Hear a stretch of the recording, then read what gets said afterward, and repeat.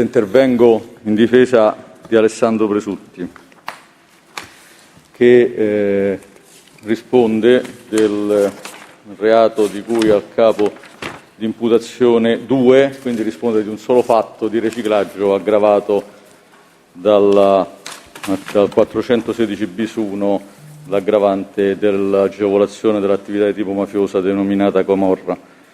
Devo dire che ogni volta che metto mano alle carte di questo processo, che seguo Alessandro Presutti dall'arresto di Luna Nera, quindi ormai è qualche anno, ma quando metto mani alle carte di questo processo mi vengono in mente due cose ricorrenti.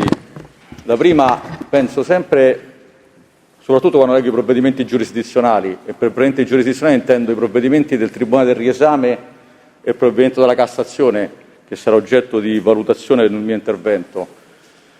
Penso ai ragazzi che fanno l'università, che fanno diritto penale, a cui insegnano, a cui trasmettono, dovrebbero trasmettere entusiasmo, ma che poi viene trasmesso, e insegnano i principi fondamentali di uno Stato di diritto, soprattutto il principio di legalità con i corollari del principio di tassatività e determinatezza.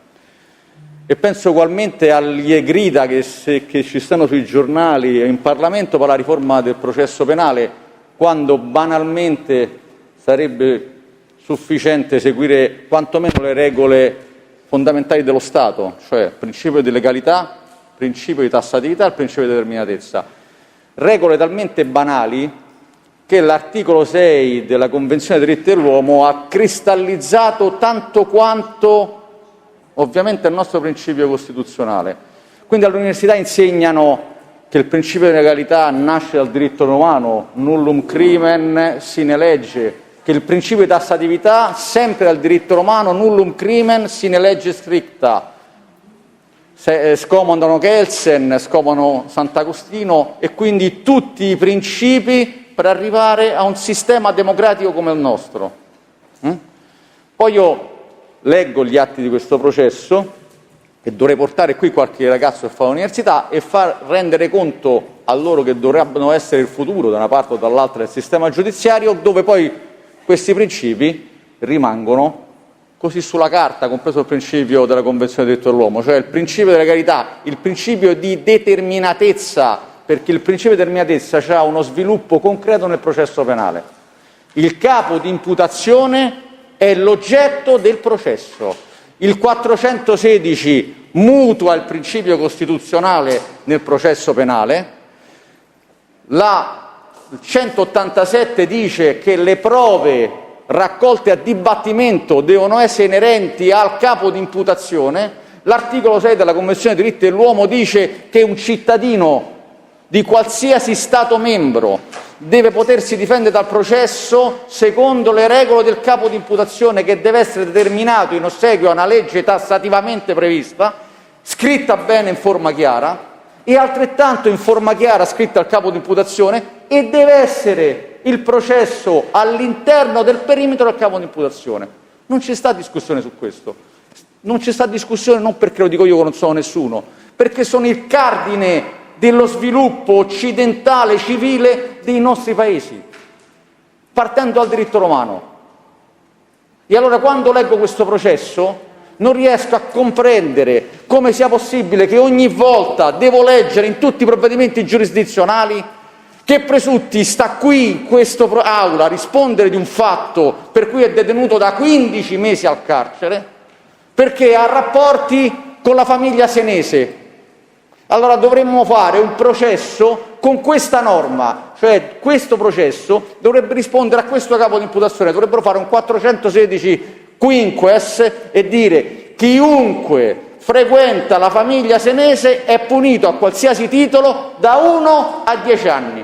Allora io faccio il processo. Perché non è così, perché gli atti dicono altro, perché gli atti dicono esattamente altro. E allora iniziamo a vedere il capo di imputazione per cui 15 mesi fa hanno arrestato, e sta ancora lì, Alessandro Presutti. Inizia così il capo di imputazione. Io da questo mi sono dovuto difendere fino ad oggi. Dall'inizio degli arresti metteva a disposizione di Senese, Vincenzo e Michele un conto corrente della società Roma Nice intestata e amministrata dallo stesso Presutti. Quindi il primo dato che questo processo avrebbe dovuto provare per un'ipotesi di riciclaggio così come contestata è che il conto corrente della Roma Nice di Alessandro Presutti, amministrata da Alessandro Presutti, è nella disponibilità di Vincenzo Senese e di Michele Senese. 2. Trasferiva per conto di questi ultimi, quindi trasferiva per conto di questi ultimi, non le scrivo io queste frasi, a mezzo bonifico bancario una somma di denaro pari a euro 35.000 derivante, quindi la somma di 35.000 euro che è stata trasferita per conto di questi ultimi a mezzo bonifico bancario. È chiarissima la frase del capo di imputazione. Derivante da ingiustificate e ingenti risorse finanziarie accumulate da Senese Michele e Vincenzo provenienti dalla commissione d'élite, traffico stupefacenti, usura, trasferimento, in modo da ostacolare l'identificazione della provenienza delittuosa della somma. Adesso io mi chiedo, perché io devo leggere il Tribunale del riesame? Motivo c'è di giustificazione per come è stata fatta l'indagine, da qui a poco arriveremo. Ma perché io devo leggere al Tribunale del riesame, non chiarendosi la circostanza della vendita della vettura Audi per conto del Senese rimasta in larga parte oscura, non chiarendosi chi sia stato il venditore del mezzo e la ragione per la quale il ricavato della vendita, come avviene nelle ordinarie compravendite, non sia andata al venditore ma sia stata invece incassata dal commerciante Presutti. Ma io mi chiedo, io veramente rimango basito. Allora, c'è agli atti la prova che quella macchina è stata venduta dalla concessionaria di Presutti. C'è la prova, io adesso parlo, lasci stare di quello, signori del Tribunale, quello che è successo qua. Io vi parlo di quello che loro hanno analizzato là, sulla gravità indiziaria, sull'indagine, sugli atti dell'ordinanza. La macchina, dagli atti dell'ordinanza, emerge chiaramente che la vende Presutti dal suo concessionario. Ma secondo la testa loro, i soldi a chi dovevano andare? Cioè io prendo una macchina in conto vendita terzi, la vendo a un terzo e il terzo paga chi? Pagherà a me. Cioè chi io paga Presutti, perché Presutti vende la macchina su incarico di un terzo che gliela porta. Adesso vedremo il rapporto.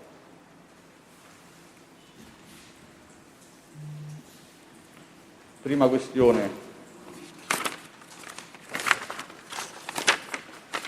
Questa è.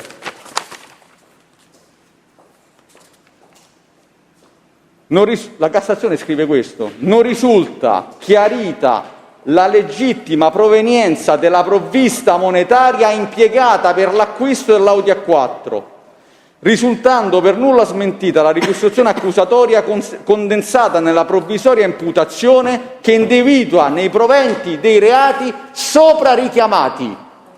Allora, questa frase, premesso che se tu mi scrivi che è rimasta risulta quindi per nulla non risulta in alcun modo chiarita la legittima provenienza della provvista, significa che c'è un buco circa la provenienza della provvista. Quindi non puoi dedurre che è di provenienza illecita, come scrive qua. Quindi scrive, risultando per quelli per nulla smentita, quindi gira a me l'onere della prova, gira a me, non risulta per nulla smentita la ricostruzione accusatoria condensata nella provvisoria imputazione, perché non a caso scrive provvisoria imputazione, perché la Cassazione si rende conto che quell'imputazione c'ha qualcosa che non torna, perché parla della somma, della vendita, dell'acquisto di quell'Audi A4. Allora, non risulta per nulla smentita. Io leggo questa meravigliosa motivazione della Cassazione e dico, vabbè, gli dico ad Alessandro Presutti, come possiamo trovare la documentazione inerente alla vendita dell'Audi? Perché Alessandro Presutti, quando fa l'interrogatorio di garanzia, immediatamente chiarisce quella vicenda. Nell'interrogatorio di garanzia Alessandro Presutti dice: guardate, a memoria, perché è passato qualche anno, vi dico che quell'Audi A4 è stata venduta, mi sembra, a un avvocato, la quale mi pagò lui in tranche diverse e quindi poi io la somma l'ho bonificata al proprietario dell'Audi A4. Allora, principio di legalità, i corollari di tassatività e determinatezza, il capo di imputazione e l'oggetto del capo di imputazione, che io vi ho appena letto. La garanzia siete voi. La funzione giurisdizionale, che è la stessa cosa che dice la Convenzione dei diritti dell'uomo, è in capo al tribunale che decide. Il tribunale deve garantire che il processo si celebri in relazione all'imputazione.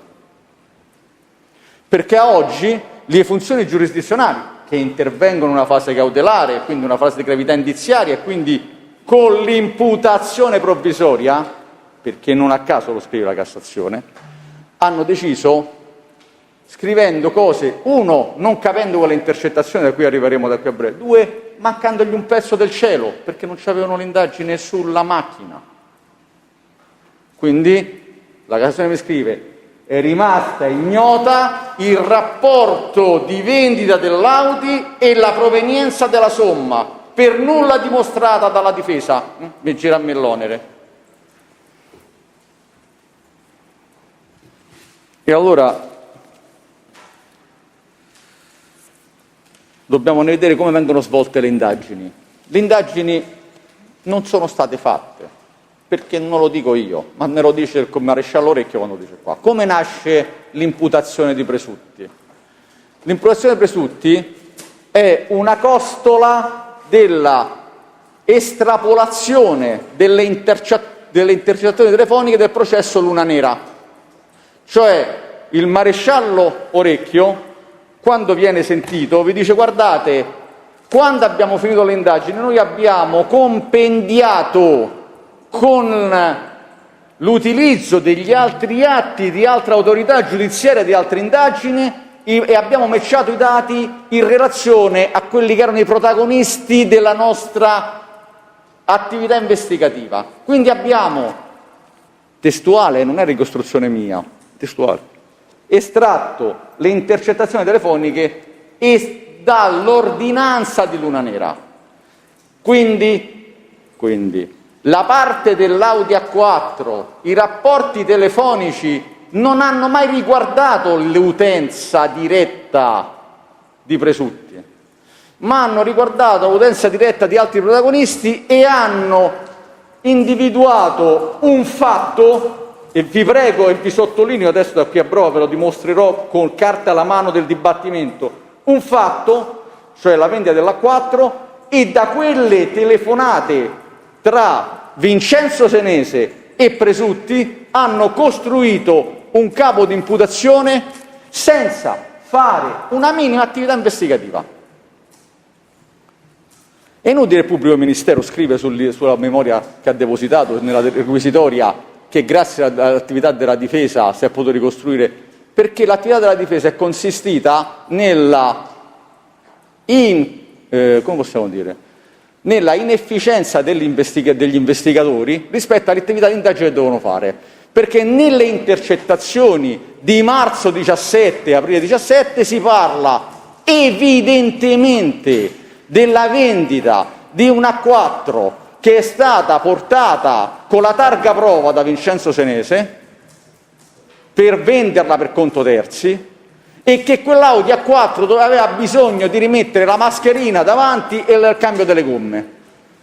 Quando acquisiscono quelle intercettazioni, la data in cui acquisiscono quelle intercettazioni e viene messo nell'ordinanza cautelare di questo processo, era già stato notificata, eseguita l'ordinanza di arresti in carcere per Luna Nera, e sottolineo, vi prego di sottolineare questo dato, avevano sequestrato tutta la documentazione della Nice Car, tutta. Quindi l'autorità giudiziaria romana e gli stessi investigatori della Guardia di Finanza avevano sequestrato integralmente tutto. E allora io dico, io ci ho messo un giorno a scrivere al custode giudiziario, un giorno, chiedendogli se c'era una cartellina all'interno della documentazione Nice Car che lui gestiva riguardante la vendita di una 4 nel periodo marzo-aprile 2017. Sapete quanto ci ha messo a rispondermi? Un giorno ci ha messo. La stessa attività di indagine, se ci ho messo un giorno, la Procura della Repubblica e gli investigatori ci avrebbero messo un'ora, perché il custode era un braccio dell'autorità giudiziaria. Un'ora ci voleva. Perché devono fare questa attività? Perché, come scrive il riesame la Cassazione, non si capisce da quelle telefonate in alcun modo quale sia il rapporto di vendita per conto terzi dell'Audi e non si capisce la causale dei 35.000 euro che imputano essere provenienti da Michele Senese e Vincenzo Senese. Come dice il capo di imputazione, a mezzo una somma di denaro pari a euro 35.000 derivanti dalle ingiustificate risorse finanziarie accumulate da Michele Senese e Vincenzo Senese. Quindi, da quelle 4 intercettazioni, quelli deducono che i 35.000 euro di cui si parla in quella intercettazione siano provenienti dalle provviste illecite di Michele Senese e Vincenzo Senese. È chiaro che quando si leggono tutte quelle intercettazioni c'è il dubbio che non si capisce qual è la causale di quel versamento. E questo lo scrivono prima al riesame in maniera più sfumata e a chiare note della Cassazione, demandando alla difesa l'obbligo, perché così scrive per nulla chiarito, di chiarire cosa è successo. E questo ho fatto. Quindi quell'attività investigativa è un'attività investigativa che era già nella piena disponibilità dell'autorità investigativa stessa, perché se questi erano fatti loro. Allora, nessuna indagine. A pagina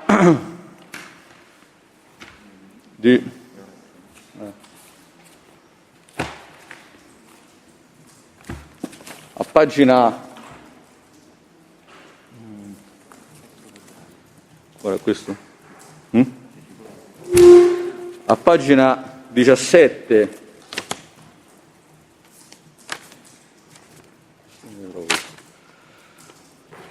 no, sbagliato, questo vuole non trovo. Allora, a pagina 37 delle trascrizioni dibattimentali, quando inizia a parlare il testo orecchio della questione Presutti, dice questa frase: in particolare noi ci siamo focalizzati su un singolo episodio. Vi prego, perché il capo di imputazione parla di messa a disposizione del conto corrente da parte di Presutti a favore di Vincenzo e Michele Senese, di rapporti di interessenza continuativa tra Michele Senese e Vincenzo Senese e Alessandro Presutti, di vendita di auto continuative, ok? Scrivono questo, scrive il riesame pure questa cosa qua. Orecchio, che ha fatto l'indagine del rappresentante del GIGO dell'antiriciclaggio, dice: in particolare noi ci siamo focalizzati su un singolo episodio che rileva le cointeressenze del Senese Vincenzo nelle attività di Presutti per la vendita di un'autovettura e il riacquisto di un'altra.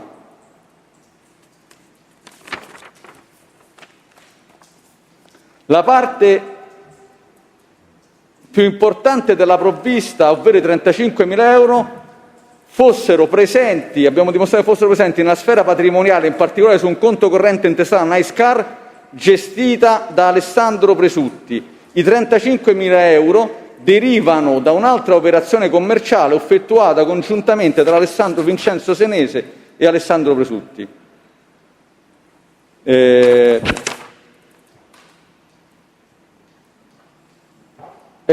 Allora, il settore non è stato neanche possibile capire quale sia, dice, a questa domanda del pubblico ministero risponde, non è stato neanche possibile capire quale sia la vettura che sia stata oggetto di vendita.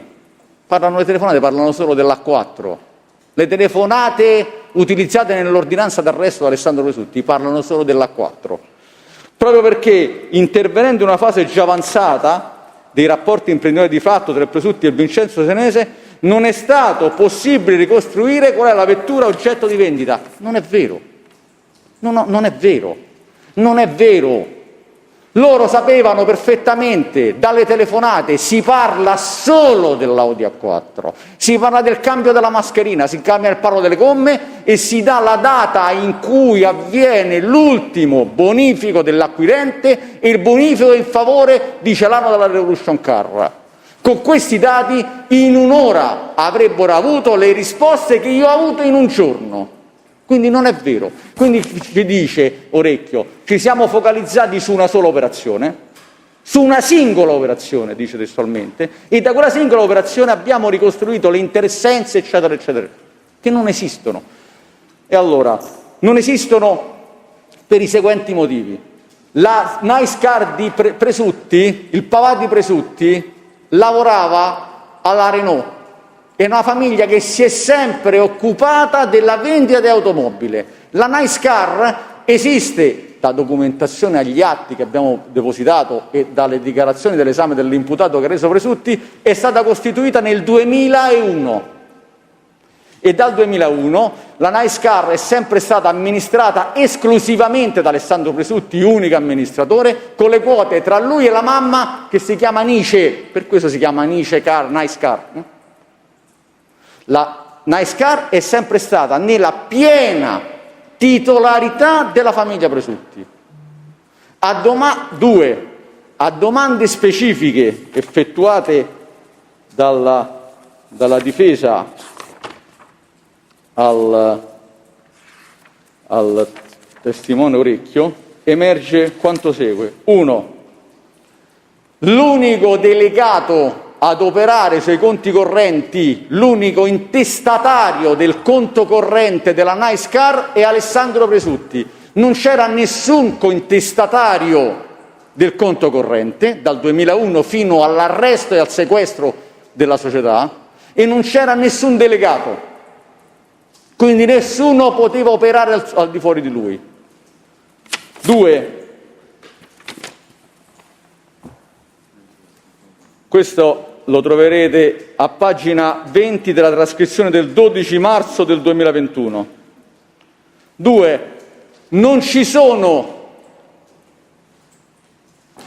Allora, vi leggo cosa ha detto Orecchio sulla movimentazione del conto corrente. Abbiamo analizzato le specifiche movimentazioni sul conto corrente. Non abbiamo fatto, ecco quello che volevo dire, non abbiamo fatto nessuna indagine a 360 gradi sulla Nice Car e sui flussi della Nice Car. Siamo andati a rinvenire l'operazione di cui avevamo traccia nella intercettazione telefonica e riscontrarla dalla documentazione bancaria. Non c'erano deleghe ad operare sul conto corrente se non a favore di Alessandro Presutti. Dall'esame della documentazione bancaria integrale sulla Nice Car non abbiamo rilevato nulla di interessante dal punto di vista delle attività di riciclaggio per cui stiamo investigando. Quindi, io vado avanti, non hanno individuato nessuna provvista proveniente da nessuno degli imputati di questo processo e quindi tantomeno da Vincenzo Senese e Michele, non ci sono bonifici che provengono da nessuno che si chiami di cognome Senese.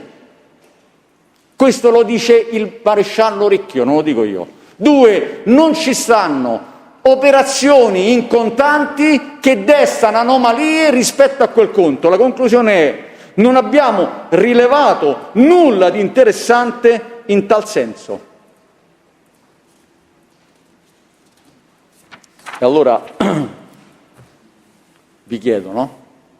Quale indagine è stata fatta? Quale attività di indagine investigativa riportate in quest'aula del Tribunale nel principio del contraddittorio per dimostrare il fatto descritto nel capo di imputazione che vi ho letto all'inizio, cioè aver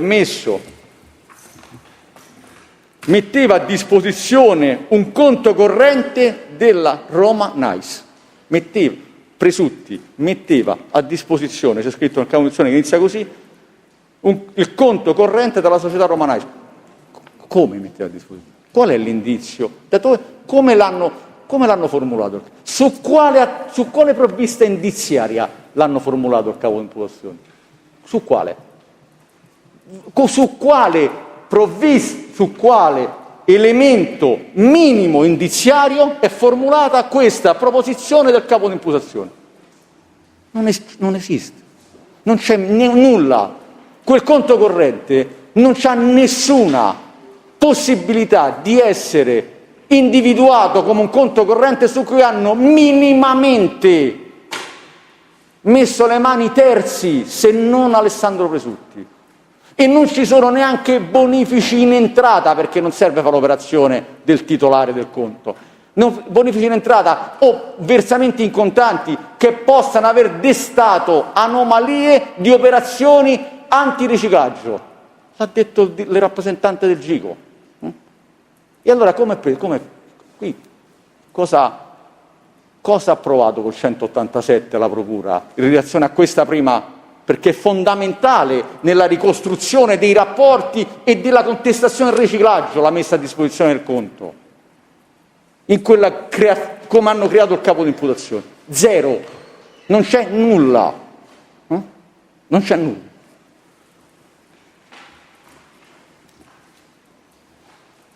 Quindi andiamo avanti sulla seconda, adesso arriviamo perché, no? Poi vado avanti su quello che è successo dopo il corso dell'istruttore. Adesso analizzo il capo di imputazione, da cui mi sono dovuto difendere da 1 anno e mezzo. Tolto di mezzo qualsiasi possibilità di messa a disposizione del conto, adesso ci focalizziamo, trasferiva per conto di questi ultimi a mezzo bonifico bancario di 35.000 euro che derivavano dalle ingenti e ingiustificate risorse finanziarie accumulate da Michele Senese Vincenzo. Questo dice il capo di imputazione. Si capiva perfettamente dalle intercettazioni telefoniche dell'ordinanza messe in fila uno dopo l'altro che la somma bonificata a Celano e alla Revolution Car, proprietaria documentalmente dell'A4, ce l'avete agli atti, l'ho portata io, documentalmente la titolarità dell'auto A4 era della Revolution Car di Dino Celano e si capiva banalmente che la bonifico effettuata dalla Romana Nice era stato effettuato all'esito dei versamenti del terzo che si era comprato l'Audi. Nello stallo assoluto dell'investigazione abbiamo fatto questa grandissima attività pure noi investigativa e quindi dopo una giornata quello mi ha risposto e mi ha mandato la documentazione bancaria. Si è presentato un signore di nome Sannipoli, che è un collega, ma questo è poco esposto, che si voleva comprare la macchina per la sua famiglia, tant'è vero che era in testa alla moglie, come vedete. Da un acconto e poi gli acconti e i saldi sono tutti tracciati documentalmente, ci sta un assegno e i bonifici bancari. All'esito dell'ultimo bonifico bancario, quando si raggiunge la somma di 38,5, 35 perché quella è la provvigione Presutti, quella somma viene trasmessa al proprietario della macchina, che è formalmente proprietario della macchina. Mi può scrivere il riesame, il riesame me lo scrive questo? L'anomalia del rapporto commerciale è dettata dal fatto che i soldi li incassa una persona terza rispetto a quello che è il proprietario. Ma scusate, che poi quello vende la macchina per conto terzi. Che cosa fa? Si tiene i soldi lui, presutti? Cioè lui si poteva tenere 38.000 euro. Quello trasferisce i denari al titolare legittimo del bene, perché è un atto di compravendita. E tanto è vero che lui non trasmette i soldi subito, ci stanno, non so quante telefonate, ve ne leggo, ci stanno, ecco. Allora ci stanno 20 marzo 17, 28 marzo 17, 9 aprile 17, 12 aprile 17, 18 aprile 17, 18 aprile 17, dove Senese, che gli porta la macchina nel concessionario, che è l'unica operazione che viene valutata investigativamente ed è l'unica attività commerciale tra Senese, Vincenzo e Presutti, gli dice gli fai questo bonifico? Gli mette fretta a fare il bonifico, gli mette fretta. Sapete perché non lo fa? Perché non lo fa fino a che non gli arriva il saldo dell'acquirente, perché noi ce li metti i soldi suoi. Tanto è vero che il 21/4/2017, quando lui manda il bonifico a Celano, è il giorno dopo che Sannipoli gli salda la macchina, banalmente.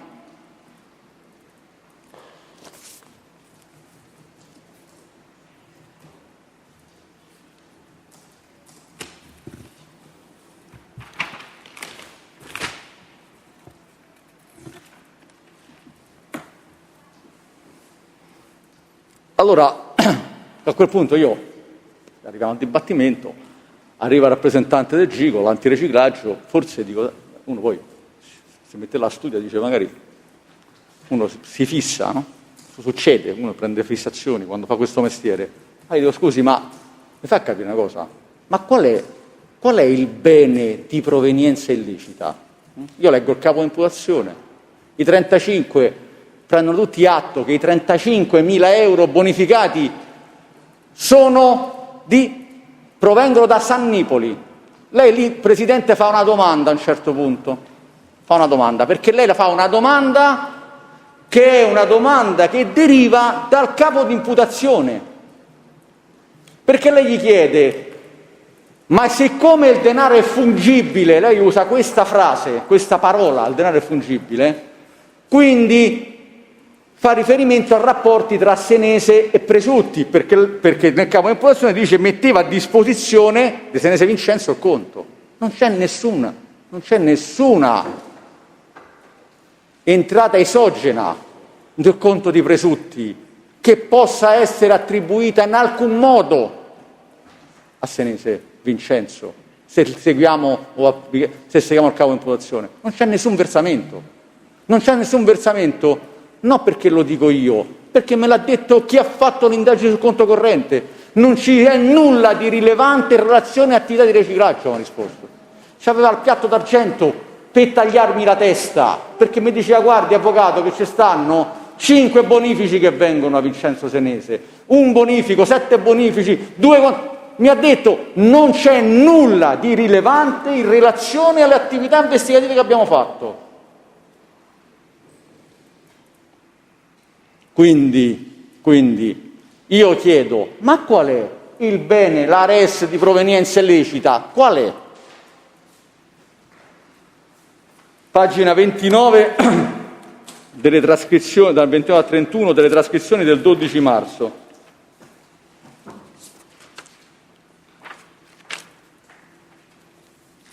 Allora.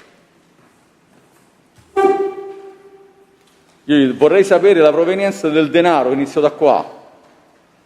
Di quale indizio di reato, secondo voi, aveva il denaro, i 35.000 euro, gli chiedo. Allora, quel denaro era che, ascoltate che mi risponde, quel denaro che formalmente proveniva dalla vendita dell'autovettura. Che vuol dire? Quel denaro proveniva dalla vendita dell'autovettura, non è che sia formalmente. Una volta al Tribunale di Riesame di Roma, sapete che mi ha scritto? Perché è formalmente incensurato, no? Tornando ai formalmente. Ma che vuol dire incensurato? Quello è incensurato, non è formalmente incensurato. Perché se no io quando trovo i certificati penali iscritti dico che quello è formalmente censurato come un errore giudiziario. Quello è incensurato. Questo che vuol dire formalmente? Formalmente proveniva dalla vendita, quello proveniva dalla vendita della vettura. Tant'è che c'è il pagamento e tutto quanto. Dalla vendita finisce, io gli dico, sì, ma chi li manda i 35.000 euro? Da dove provengono? Li manda l'acquirente di questa vettura. Chi è l'acquirente di questa vettura? Non lo abbiamo accertato. Ci voleva un'ora per accertarlo. Quindi la domanda è questa: questi 35.000 euro presenti sul conto della Nice Car, da dove arrivano? I soldi arrivano dall'acquirente dell'autovettura. Quindi i soldi. Allora, gli chiedo, se no non c'è, qual è quindi il bene di provenienza illecita? I soldi oppure anche la macchina è di provenienza illecita? Qual è la provenienza illecita? I soldi che derivano da una macchina che è stata venduta dal Venese Vincenzo. Dico scusi, quindi la macchina è di provenienza illecita? La macchina non è di provenienza illecita. Conclude dicendo che né i soldi né la macchina sono di provenienza illecita. È certo questo. È certo ed è documentalmente certo, perché la macchina è assolutamente lecita, tant'è vero che ancora gira e ce l'ha l'avvocato Sarnipoli della famiglia e nessuno gliel'ha sequestrata. E i soldi sono certamente per prova documentale mia. I 35 inviati a Celano alla Revolution Car sono assolutamente leciti perché provengono direttamente dall'acquirente terzo e quindi sono il frutto dell'attività lavorativa della famiglia Sannipoli.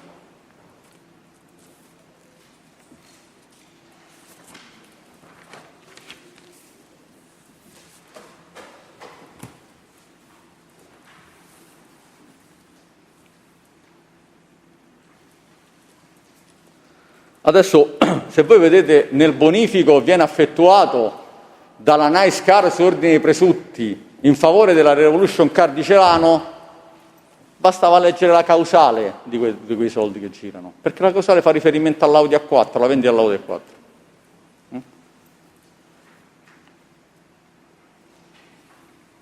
E quindi bastava chiedere le carte che ho chiesto io per dimostrare chi aveva comprato, come arriva la macchina, quanto era stata venduta, chi l'aveva acquistata, come l'aveva pagata e come viene trasmessa là.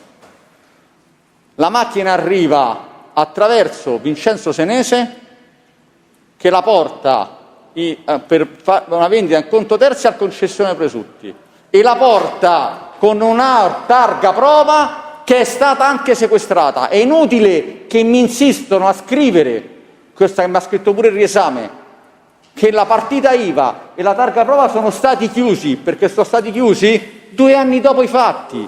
Qui l'attività investigativa è 2 anni dopo i fatti. Quelli sono stati chiusi nel 2019. I fatti sono del 17. Quando opera e porta quella macchina in conto vendita terzi, lui ha portato con la targa prova perché è sequestrata e c'è anche il numero della targa, X e come si chiama lei. Qual è il problema?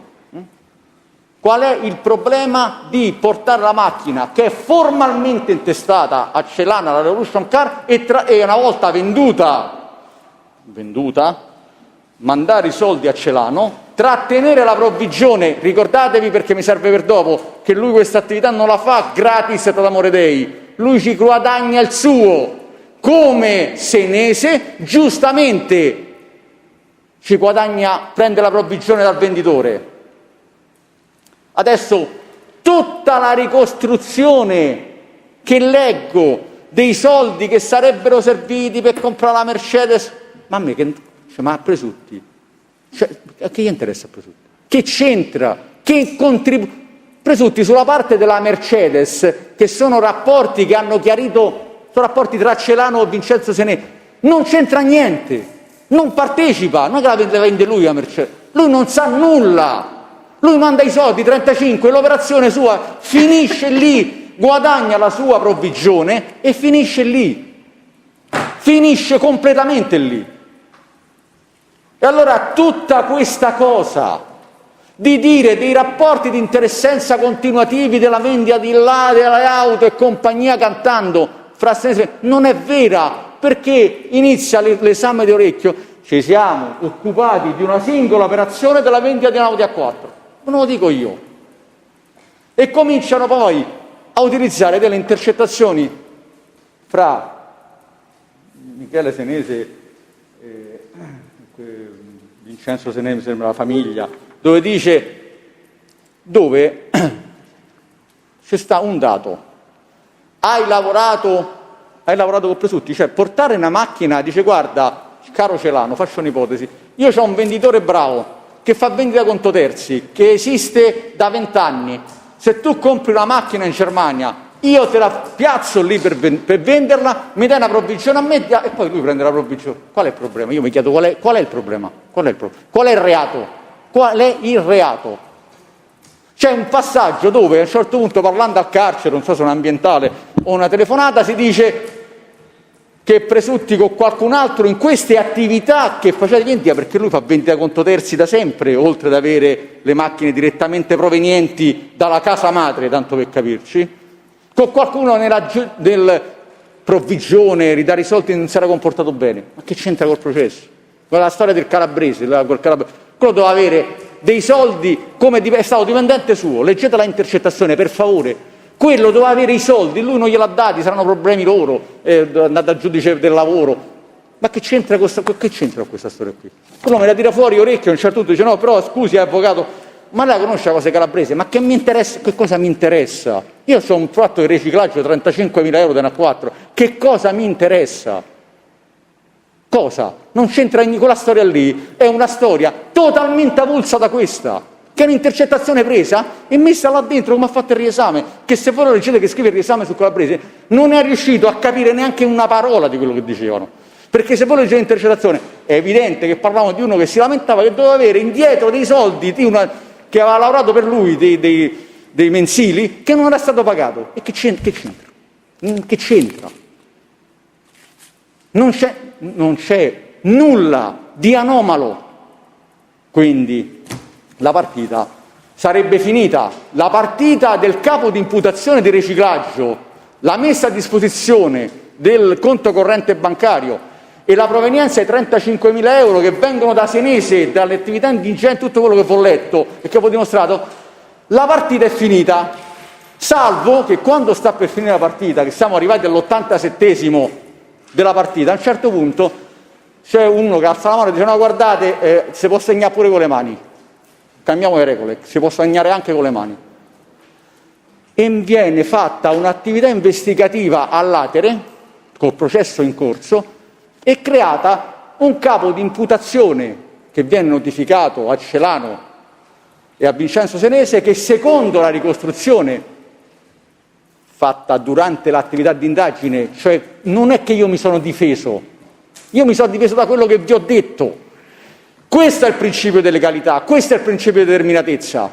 Io mi sono difeso da questo capo di imputazione e quando a un certo punto hanno capito che la partita era finita, perché la partita è finita, hanno cambiato la regola del gioco. Allora la regola del gioco non si può cambiare, nessuno può cambiare le regole del gioco in corso di partita, nessuno.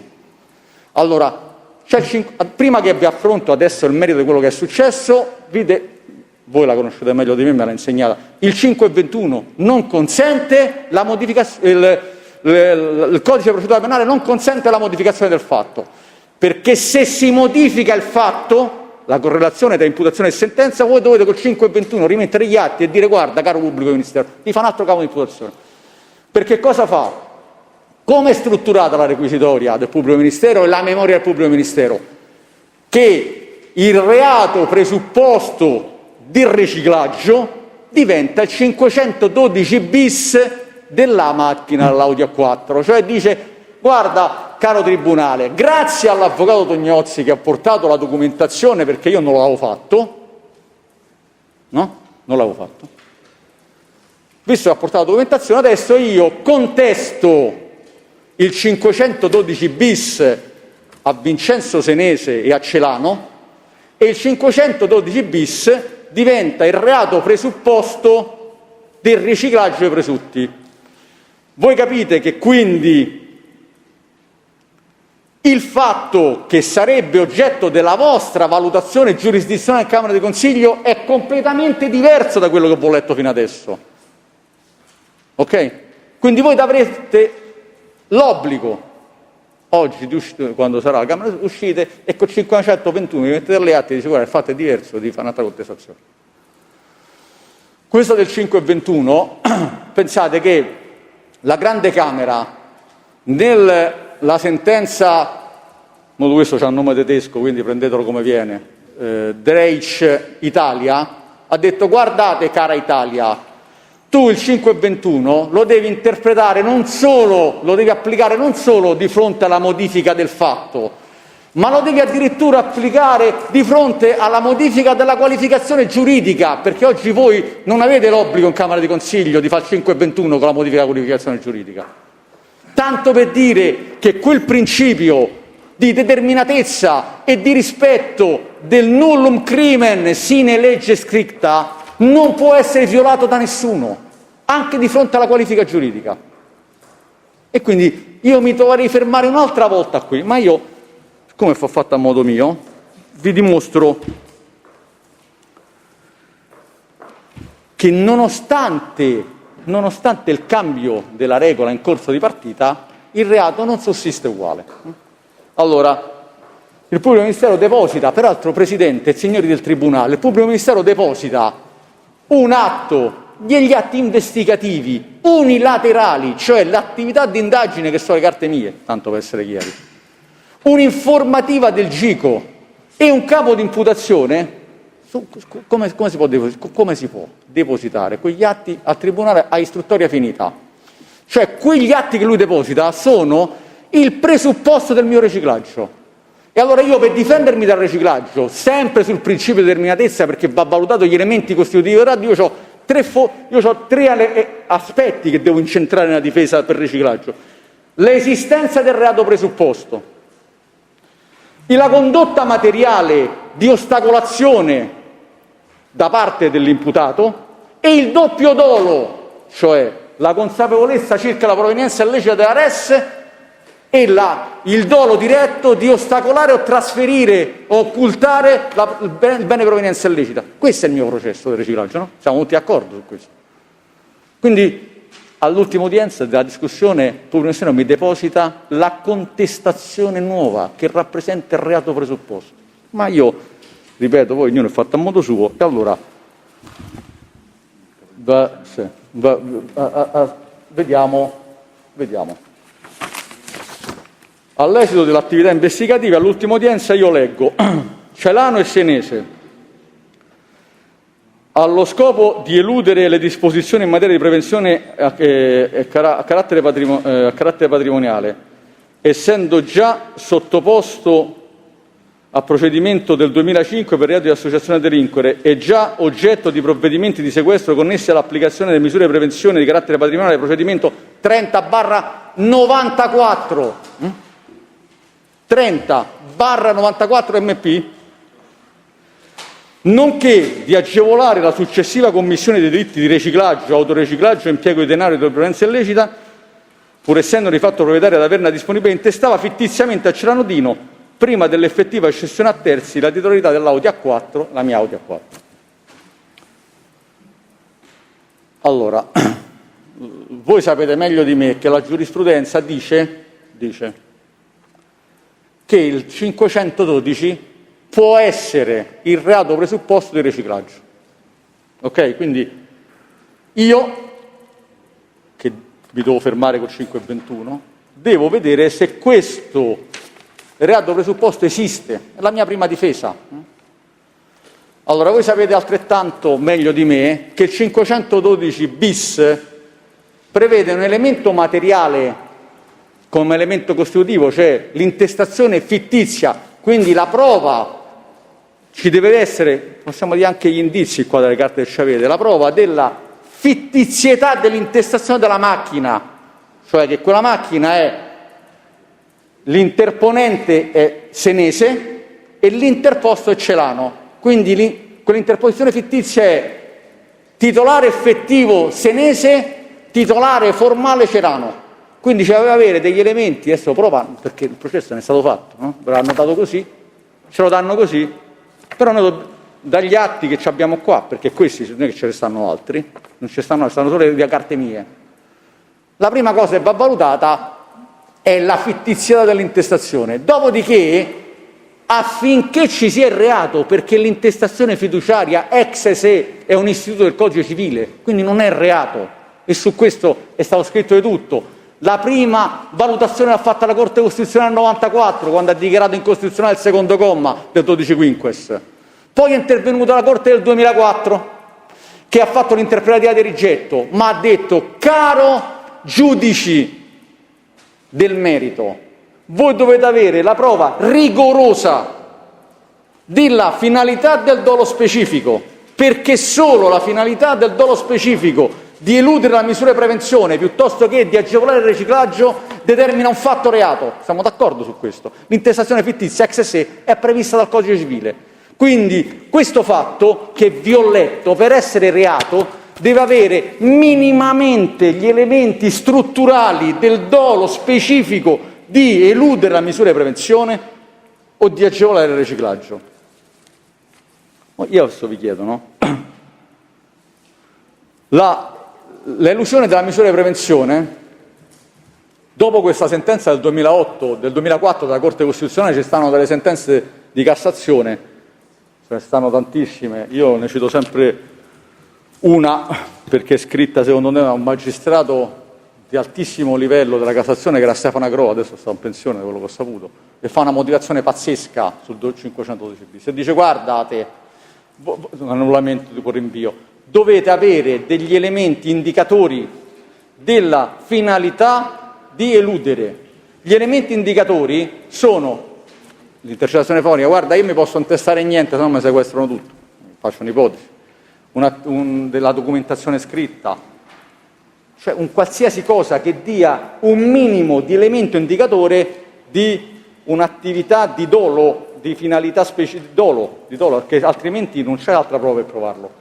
No, come è scritto qua, che siccome questo signore senese Vincenzo ci ha avuto una misura di prevenzione 20 anni, 94, stiamo parlando di 20 anni fa, quindi siccome ha avuto una misura di prevenzione nel 94, allora questo immanente, qualsiasi cosa succeda, qualsiasi condotta è finalizzata a eludere la misura di prevenzione, in maniera, non è che io lo vado a valutare, quello siccome la gli hanno fatta, non c'ha più possibilità di fare nessuna condotta di rapporti fiduciari, lui non c'è niente, non può fare niente. Lui qualsiasi cosa, dal 94 alla sua morte, sarà una condotta finalizzata a eludere la misura di prevenzione. Ma che rapporto ci può essere tra la misura di prevenzione del 94 finita, con sequestri finiti, sicuramente giudicata, non so neanche come è finita, magari gli hanno ridato tutto, non lo so, io non lo so.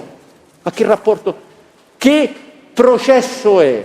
Ma che principio di legalità è? Ma che principio di tassatività è? Ma che principio democratico è? Ma che processi sono?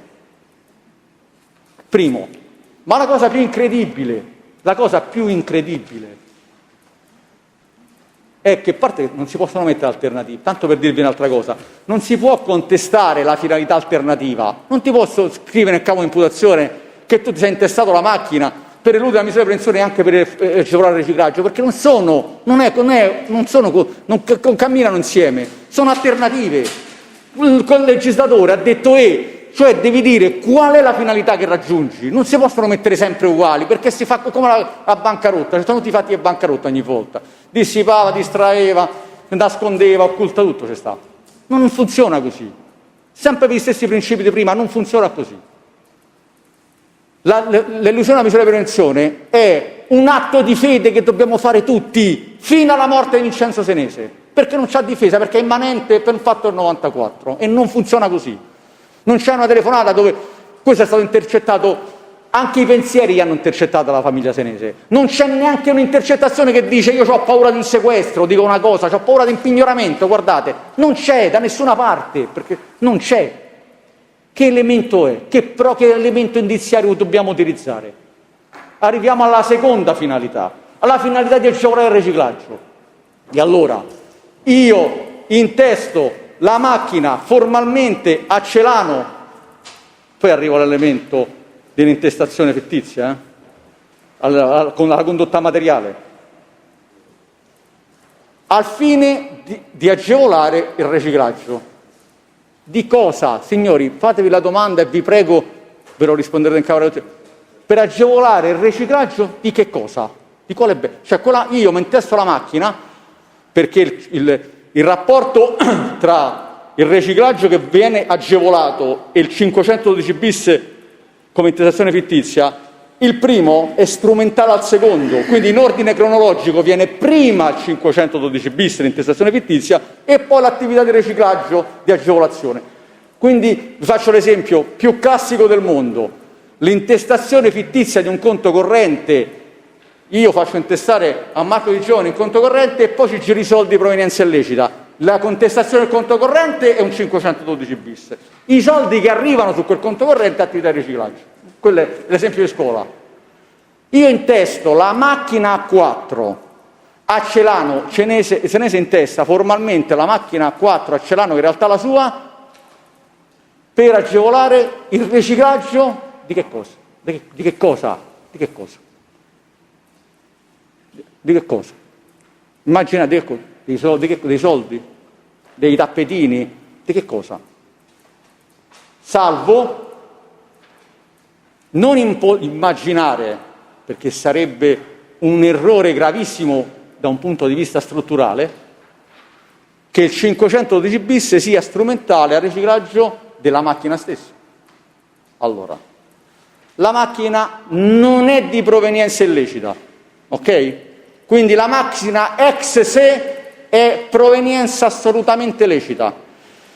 Se io la intesto formalmente a un interposto e quindi configuro il 512 bis, la macchina diventa l'oggetto del reato 512 bis, cioè è il bene, la res, oggetto di interposizione, che se diventa la stessa res di riciclaggio, tutta la giurisprudenza del mondo ha detto questa massima: in ossequio alla clausola di riserva, salvo che il fatto costituisce più grave reato, prevista dal 512 bis, se l'oggetto dell'interposizione è lo stesso oggetto del riciclaggio, parliamo di riciclaggio, perché lo fagocita, perché c'è la clausola di riserva e il legislatore l'ha voluto apposta. È proprio strutturalmente fatto così, l'hanno voluto apposta fatto così. Quindi l'oggetto dell'interposizione fittizia, la res dell'interposizione fittizia, non può, per struttura della norma, coincidere con la res di riciclaggio, perché sennò sarebbe tutto un fatto di riciclaggio, che non può essere perché la macchina è di provenienza lecita. Che reato, che capo di imputazione è? Che capo di imputazione è? Quindi il reato presupposto oggi a partita finita sarebbe l'interposizione fittizia della macchina. E io cosa avrebbe riciclato? Presutti. Cosa avrebbe riciclato? 2. L'interposizione fittizia, che non esiste per la mancanza della finalità d'oro specifico, certamente non c'è neanche l'elemento materiale della fittizietà. Che ne sapete? Che ne sappiamo? Chi ha pagato? Chiedo scusa, mi dicono che Sorrentino vuole essere autorizzato a sospendere il collegamento?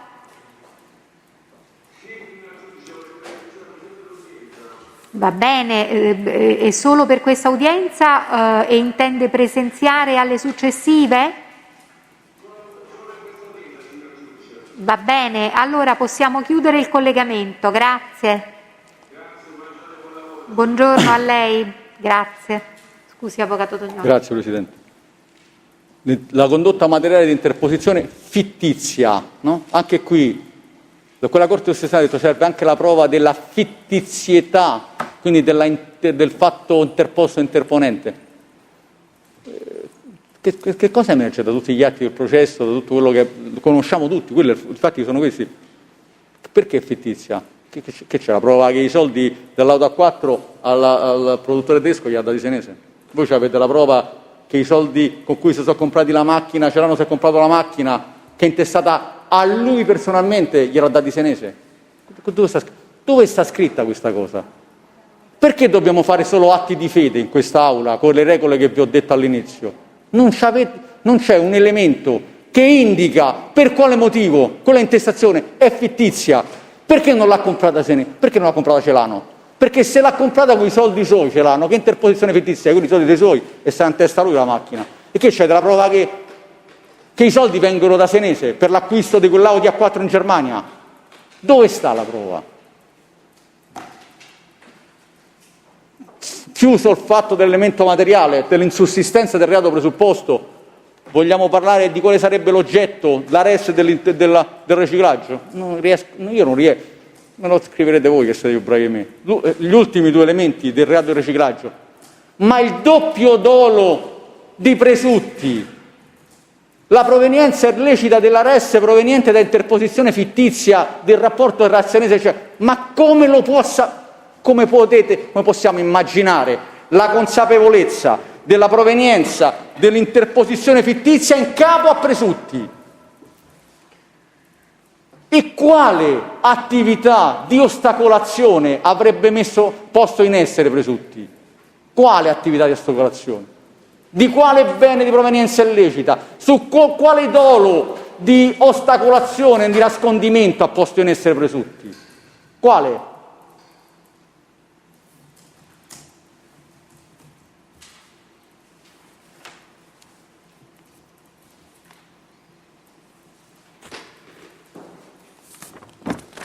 Il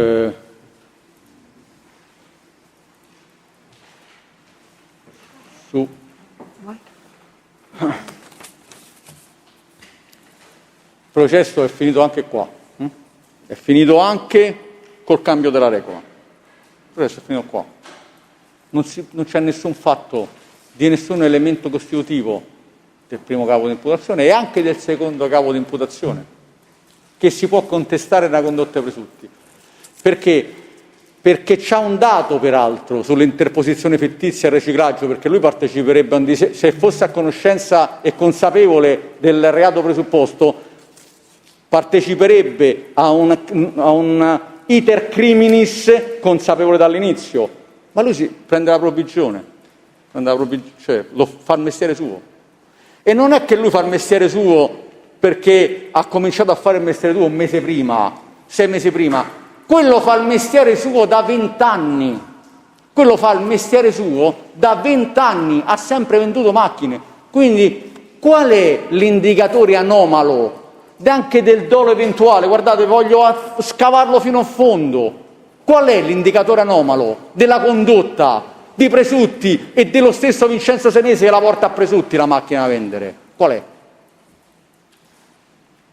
E allora mi riportano tutti, che buon riesame, poi su queste cose abbiamo letto tutto. La telefonata, c'è l'intercettazione dove presutti, non so con chi parla, si sente, sfoglia in giornale, questo è il capo di Roma, c'è scritto, l'avete letta 100 volte, abbiamo sentito 100 volte. Quello è l'articolo L'Espresso, i 4 re di Roma, abbiamo fatto il processo. Adesso quello legge, perché c'è addirittura, è riportata nell'intercettazione, la lettura dell'articolo, perché quello legge e si capisce, con tutto il rispetto per Alessandro, che non sono parole sue, sono troppo scritte bene, no? È l'articolo, quello è l'articolo che lui legge integralmente. Ma che cos'è? Questo è stato affrontato già con Carminati, questa cosa non la abbiamo più affrontato. Ha letto l'articolo, non era il suo, quella è una valutazione che lui fa con un'altra persona. Quindi, punto, fine della trasmissione, quello è tanto è quanto è.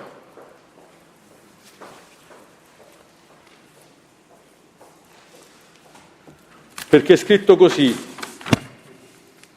perché lo dice a pagina 14 e 15 sempre il maresciallo Orecchio, perché stanno guardando un articolo di giornale uscito quel giorno e stanno citando proprio questo articolo di giornale.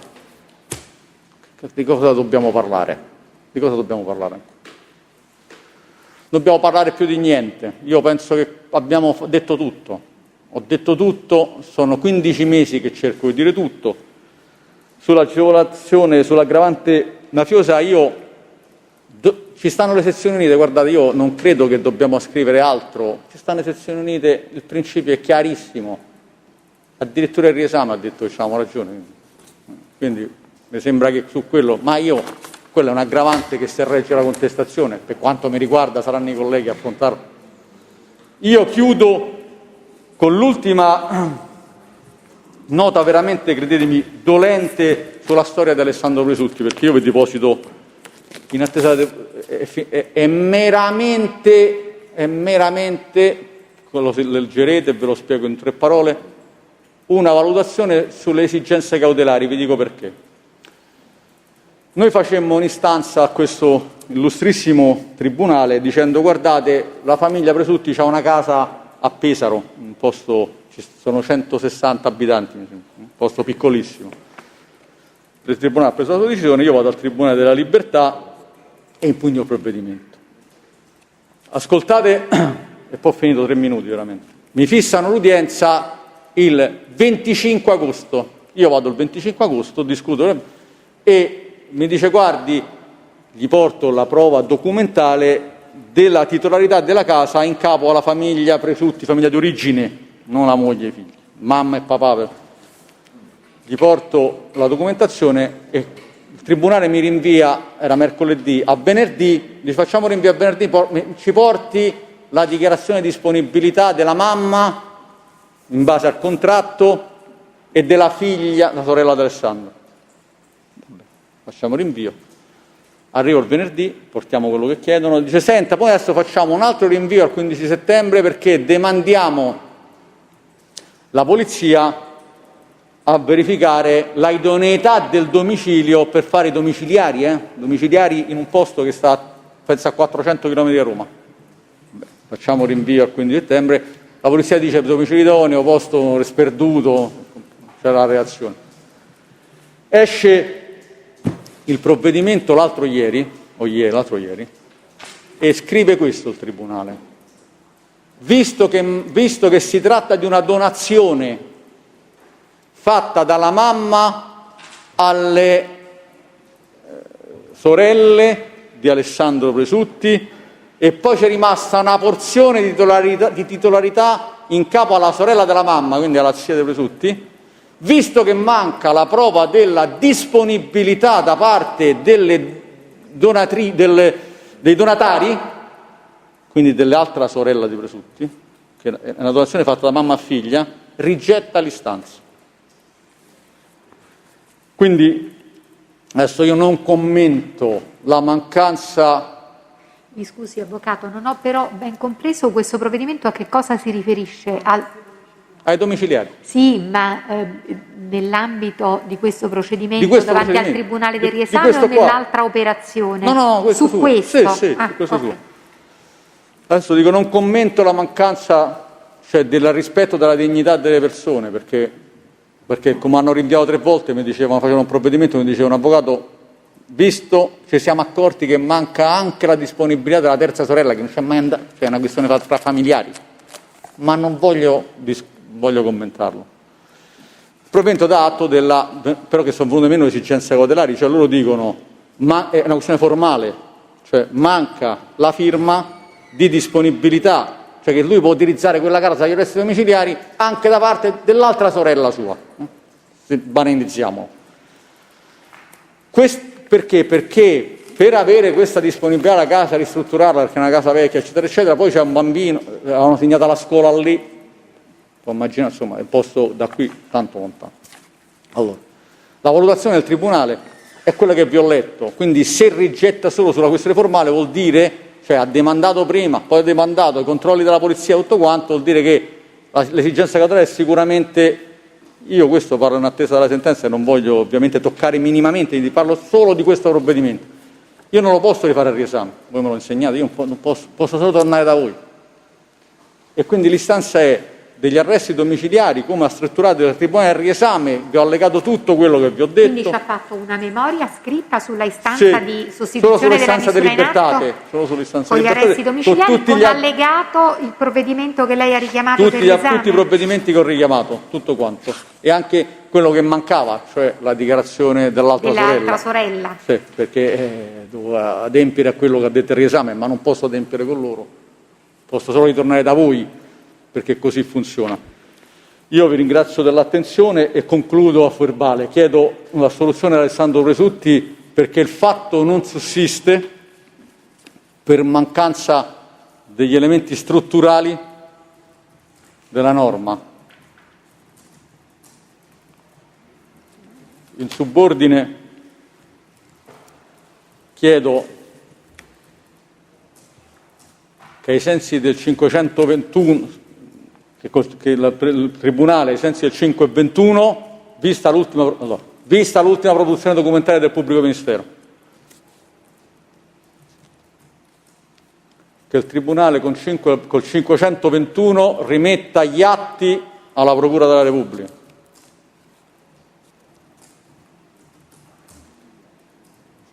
Oppure dichiarare ugualmente l'insussistenza del fatto per inesistenza naturalistica del reato presupposto o in subordine che il fatto non costituisce reato per la mancanza dell'elemento psicologico del doppio dolo nei confronti di Alessandro Presutti. Poi subordinate l'esclusione dell'aggravante, il riconoscimento delle diminuenti così come previste dal Codice di rito. Grazie della vostra attenzione.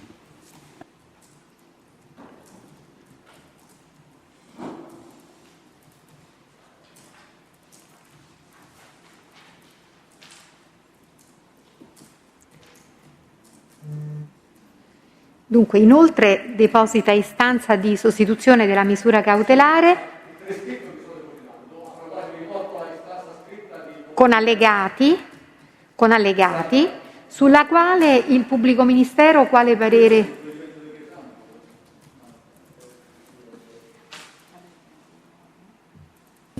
Io esprimo parere contrario, non rilevandosi elementi nuovi idonei a modificare il quadro cautelare anche alla luce delle mie conclusioni. Va bene. E il Tribunale si riserva fuori udienza di valutare l'istanza presentata dalla difesa? Scriviamo a verbale, va bene? No, la lasci pure a me. Grazie, Avvocato.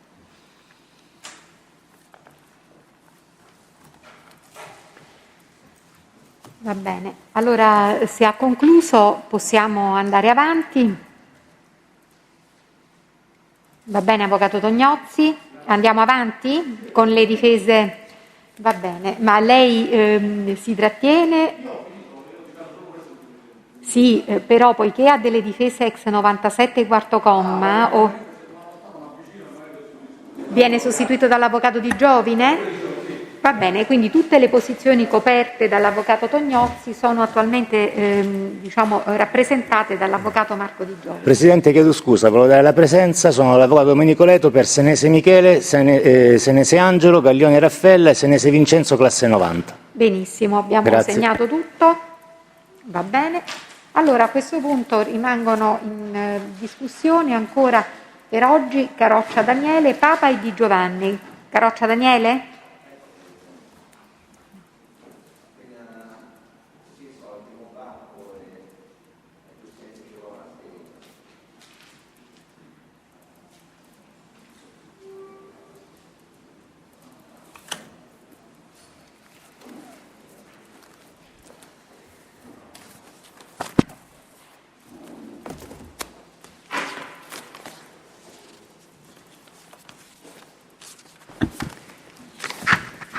Mi dica lei quando posso, Presidente. Può cominciare, prego. Signor Presidente, signori del Tribunale, il mio intervento segue quello appassionato del mio fraterno amico Gianluca Tognozzi, che vi ha già posto dei problemi di natura giuridica e di fatto che in parte dovrò necessariamente affrontare anch'io. Una premessa a questo mio intervento è d'obbligo. Ancora una volta, condividendo talune argomentazioni che sono state cavalcate dalla difesa Presutti, io rivendico in quest'Aula la centralità del dibattimento.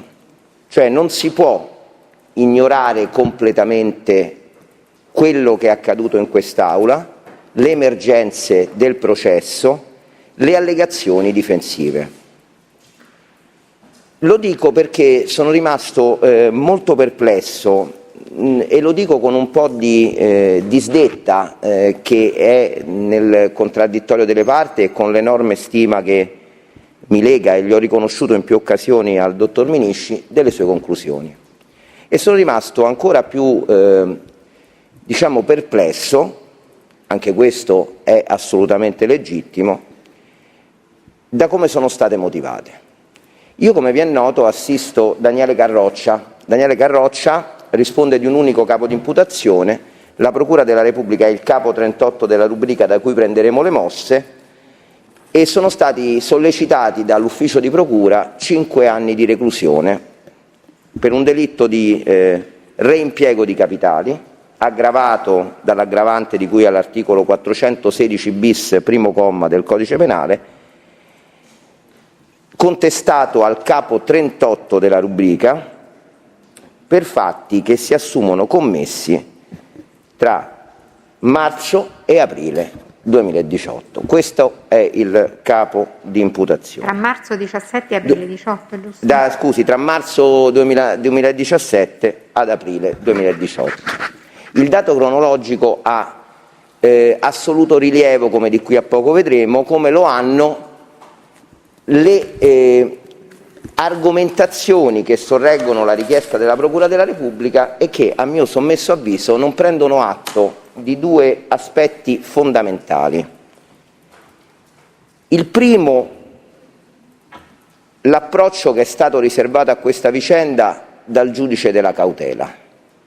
Il secondo, il dato cronologico. Come di qui a poco vedremo, per Daniele Carroccia il dato cronologico che è connesso alla vita imprenditoriale dell'imputato che assisto ha assoluta rilevanza. Partiamo dal capo di imputazione, che è la stella polare di ogni processo. Secondo l'accusa, Daniele Carroccia avrebbe ricevuto ed impiegato nell'attività economica che egli stesso esercitava attraverso la società Baffolona Burger e nello specifico per l'avviamento del ristorante sito a Roma in via Tuscolana 969, somme di denaro di origine illecita corrisposte da Vincenzo Senese classe 77 e proveniente dai delitti di associazione a delinquere finalizzata al traffico di sostanze stupefacenti e trasferimento fraudolento di valore commessi da Vincenzo Senese e dal padre Michele, con l'aggravante di aver commesso il reato al fine di agevolare l'attività delle associazioni tipo mafiosa denominata Camorra, con articolazioni territoriali operanti oltre che in Campania, a Roma e nelle regioni settentrionali.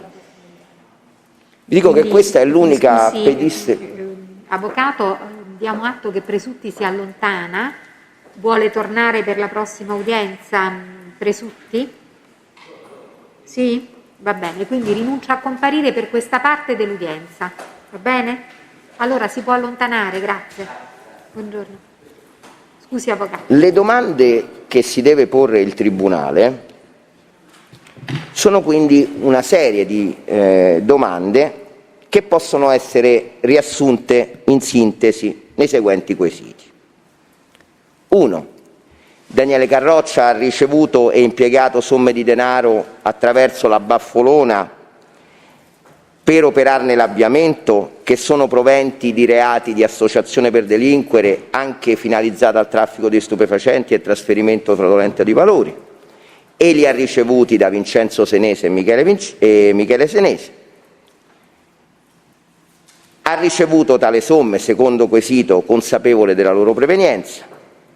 Lo ha fatto, terzo quesito, al fine di agevolare un'attività legata e connessa ad un'associazione mafiosa nei termini che vengono contestati? Sono tre quesiti rilevantissimi. Il pubblico ministero, nella parte finale della sua memoria e della discussione,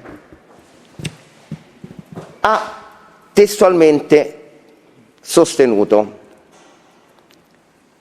che è certo che queste somme siano state ricevute, che è certo che queste somme sono provenienti dal reato e sono servite per l'avviamento del ristorante, in ragione di due circostanze che sarebbero emerse anche in virtù di quanto ha rappresentato la difesa: il rapporto amicale che esiste tra Vincenzo Senese, mi riferirò sempre alla classe 77 perché questa è la contestazione, e per comunque non dovessi ricordarlo sempre perché dovrò fare delle piccole incursioni in altre contestazioni per chiarire la posizione del mio assistito, c'è questo rapporto amicale e ha valorizzato i risultati di un paio di intercettazioni, non di più, che noi esamineremo partitamente, e anche in ragione della circostanza che nello stesso periodo in cui sarebbe avvenuta questa devoluzione, Vincenzo Senese, classe 77, queste sono le argomentazioni spese per pervenire alla condanna di Carroccia, avrebbe avuto altri rapporti economici con soggetti estranei al Carroccia di rilevantissimo importo. E di qui le allegazioni difensive fornite dall'imputato e dalla difesa in ordine alla entità di questo contributo economico, che sono un aspetto residuale rispetto al resto, sarebbero prive di pregio. Ora, cerchiamo di affrontare questo processo con un minimo di logica. La logica vuole che noi difensori, nel momento in cui ci confrontiamo con delle ordinanze di custodia cautelare, cerchiamo di comprendere come si sia pervenuti a attribuire forme di responsabilità anche sotto il profilo della provvista indiziaria al nostro assistito, e soprattutto, siccome fondamentale di fronte a mastodontiche ordinanze orientarsi correttamente sul materiale che è stato valorizzato prima dal pubblico ministero e poi dal giudice delle indagini preliminari, andiamo ad esaminare la nostra posizione senza perderci rispetto alle altre e cerchiamo di comprendere, sulla base degli allegati alla richiesta di emissione dell'ordinanza di custodia cautelare, come nascono questi elementi.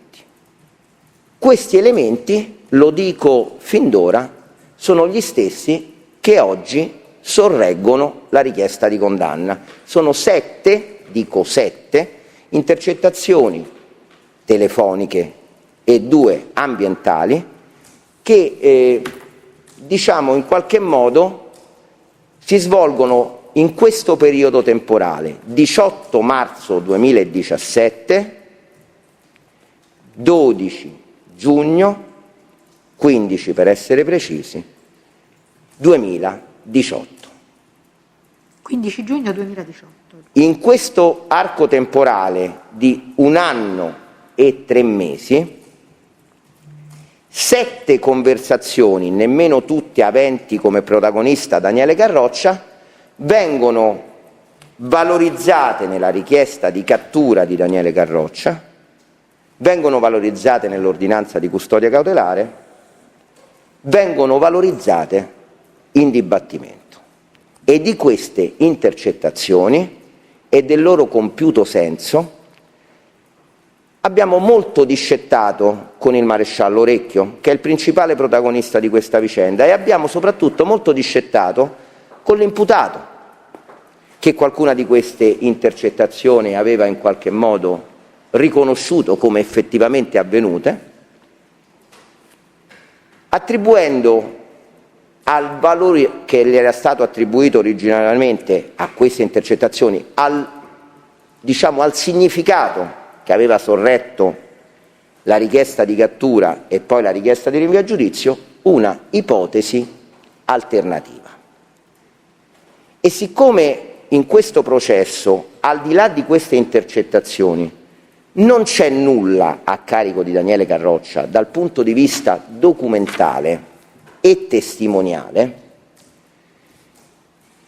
la prima preghiera che rivolgo al Tribunale è quella di adeguarsi a quello che insegna la Suprema Corte. Noi purtroppo, e lo dico anche questo con una certa disdetta, eravamo abituati a leggere delle sentenze della Corte Suprema di Cassazione che ci esaltavano, che ci davano anche un minimo di stimolo ulteriore a svolgere questa professione. Ultimamente ci dobbiamo ricredere, ma questo è un cruccio personale. Ma su una cosa la Cassazione è rimasta solida e inalterata. Invita i giudici del merito a riservare all'esame delle conversazioni intercettate, siano esse ambientali o telefoniche, quello che sia. Abbiamo degli strumenti oggi captativi enormi, quindi su questo posano e riposano i processi più importanti che si trattano in questo Tribunale e non solo in questo Tribunale. La Cassazione invita a riservare all'esame delle intercettazioni un approccio estremamente prudente e lo fa dicendo che laddove viene rappresentata un'ipotesi alternativa, il giudice del merito è chiamato a valorizzare la dignità dell'ipotesi alternativa che viene rappresentata, a porla, a confrontarla rispetto agli altri elementi di prova acquisiti e se deve in qualche modo vilipenderla con una sentenza che aderisca senza nessuno spirito critico, ma anche perché ci può stare anche questo, alle richieste del pubblico ministero, arrivi ad escludere che l'ipotesi alternativa che è stata rappresentata è priva di qualsiasi pregio. Ora noi ci troviamo di fronte ad una contestazione, quella mossa a Daniele Carroccia, che risente di una serie di criticità che difficilmente possono essere superate. In primo luogo, ribadisco, in un lasso temporale abbastanza significativo, non si è stato in grado di quantificare l'intervento economico che sarebbe stato operato e il condizionale d'obbligo da Vincenzo Senese e Michele Senese per l'avviamento della Baffolona. In secondo luogo, non è stato in alcun modo documentato, né si è avuta cura di documentarlo sotto il profilo delle investigazioni, di comprendere se questo rapporto economico ci sia o meno stato, perché lo si è tratto dall'interpretazione libera di alcune conversazioni che, ribadisco, noi abbiamo interpretato tramite i protagonisti attraverso una chiave di lettura diversa che è assolutamente conciliabile con la realtà. Una realtà che è dimostrata dagli eventi di carattere imprenditoriale ed economico che hanno caratterizzato la vita dell'imputato che assisto. E allora il Tribunale si dovrà confrontare in Camera di Consiglio con questi dati e arrivare alla conclusione che quanto vi abbiamo rappresentato e documentato, e lo abbiamo fatto sin dall'origine di questo procedimento, sia realmente privo di pregio. Perché su un piatto di una bilancia ci sta anche la nostra versione dei fatti, allora quantomeno controbilanciamo mere ipotesi, perché di questo si tratta, e siamo meritevoli di una soluzione diversa di questo processo. Perché la contestazione che è stata elevata dalla pubblica accusa, per come vi è stato rappresentato, è una sorta di dogma ineluttabile. Cioè si contesta un reato e non si prende atto di quello che è accaduto e di quello che lealmente, glielo dico con estrema sincerità, lo dico al Tribunale, il principale protagonista delle indagini ha rappresentato in quest'Aula, per dire, a prescindere da tutto, noi diamo per scontato che è accaduto questo. Ma sulla base di quali elementi? Perché non c'è un solo elemento di prova granitica nell'ottica che informa l'articolo 533 del Codice di procedura penale, che risponde a criteri di civiltà giuridica, a scelte di politica criminale, l'oltre ogni ragionevole dubbio, che possa attestare che quanto viene contestato al capo 38 della rubrica è effettivamente accaduto. Allora, signori, quando arriva l'ordinanza di custodia cautelare, seguiamo un momento un filo logico senza perderci attraverso elucubrazioni filosofiche e inviti al Tribunale ad esercitare quello che è il suo dovere, perché noi confidiamo veramente che stavolta accada. Questa ordinanza di custodia cautelare già risente di un problema. Lo dico con estrema sincerità perché per me ha rappresentato un vulnus nella difesa. Tante volte ho letto sentenze che motivavano le condanne degli imputati in ragione del giudicato cautelare, altre volte che li assolvevano perché già il Tribunale della Libertà aveva detto che non c'entravano niente in una fase iniziale del procedimento e con una provvista indiziaria che aveva legittimato l'emissione di un provvedimento di cattura, ma che poi veniva rivisitata dal Tribunale della Libertà. Cioè si basava una sentenza su una delibazione sommaria dei fatti. È accaduto anche questo. Ora io per questo per Carroccia non ve lo posso nemmeno rappresentare, perché quando mi consente che è caduto un foglio.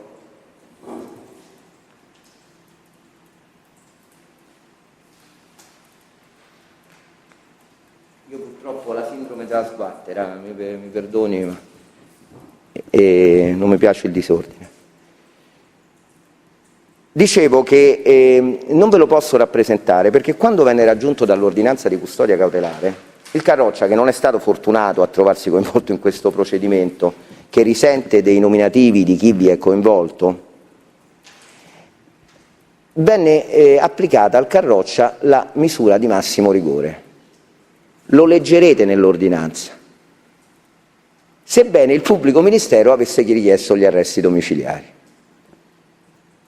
Nel momento in cui leggo l'ordinanza mi rendo conto che questa ordinanza ha qualcosa che non quadra per come viene motivata dal GIP. Per cui faccio accesso presso la stanza del GIP, era la dottoressa Marzano, credo di non sbagliare, e chiedo la cortesia, perché non era ancora scansita. Noi oggi abbiamo delle difficoltà a svolgere il nostro lavoro che voi nemmeno immaginate, di leggere l'ultima pagina della richiesta di applicazione delle misure, dove Carroccia rientrava tra coloro che erano destinatari di una richiesta di misura cautelare gradata, di misura vicaria degli arresti domiciliari.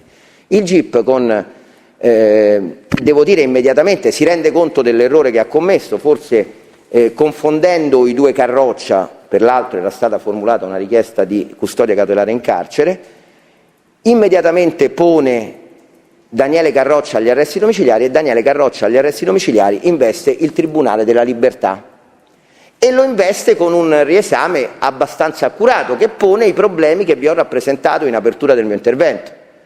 Ebbene, il Tribunale della Libertà, ordinanza numero 19-17, ma credo l'avete a disposizione, del 22 luglio del 2020, prime 3 righe, dice: la difesa del Carroccia ci ha rappresentato tutte queste circostanze, noi ci esimiamo dall'esaminarle perché si è trattato di una nullità di carattere generale in ordine alla richiesta di misura all'ordinanza successivamente disposta dal GIP, senza prendere atto nemmeno che poi in fondo si era trattato di un errore emendato dal GIP immediatamente, quindi non entra nel merito, dispone l'annullamento dell'ordinanza di custodia cautelare della custodia cautelare emessa dal GIP e rimette in libertà Daniele Carroccia. Quindi io non ho nemmeno la possibilità, sebbene in quell'occasione abbia discusso questo mio riesame, di potermi confrontare con un primo giudice, cioè con un giudice che in qualche modo doveva valutare certi aspetti che erano stati rappresentati nell'immediatezza. E questo si è trattato di un vulnus, perché per me quello che è accaduto innanzi al Tribunale d'esame non può essere in alcun modo valorizzato, non ha nessun significato, non c'è nulla. C'è un annullamento totale, integrale dell'ordinanza e verso il quale, consentitemi di dirvelo, io non ho nemmeno nessun interesse di impugnare, perché ottengo la liberazione del mio assistito. Ma quell'ordinanza, e devo dirlo con estrema franchezza, seppure per Carroccia non non si spende più di tanto, anzi non si spende per niente, affronta, in ragione delle istanze difensive che gli venivano rappresentate, per prima il problema dell'aggravante dell'agevolazione mafiosa, e lo risolve con diciamo un provvedimento che sì ha acquisito autorità di giudicato perché nessuno lo ha impugnato, anche la Procura della Repubblica ha questi poteri e non lo fa nella fattispecie, che viene motivato nelle due ordinanze che sono sovrapponibili perfettamente, quelle del 22 luglio, alle pagine 14 e seguenti dell'ordinanza numero 1914 del 2020 e nei medesimi termini nell'ordinanza successiva, che è quella che riguarda Carroccia.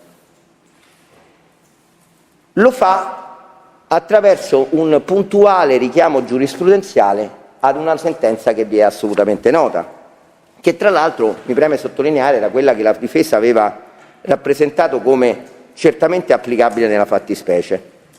La sentenza delle sezioni unite, non vi tedierò molto sul punto perché so che la conoscete benissimo, numero 8545 del 2020.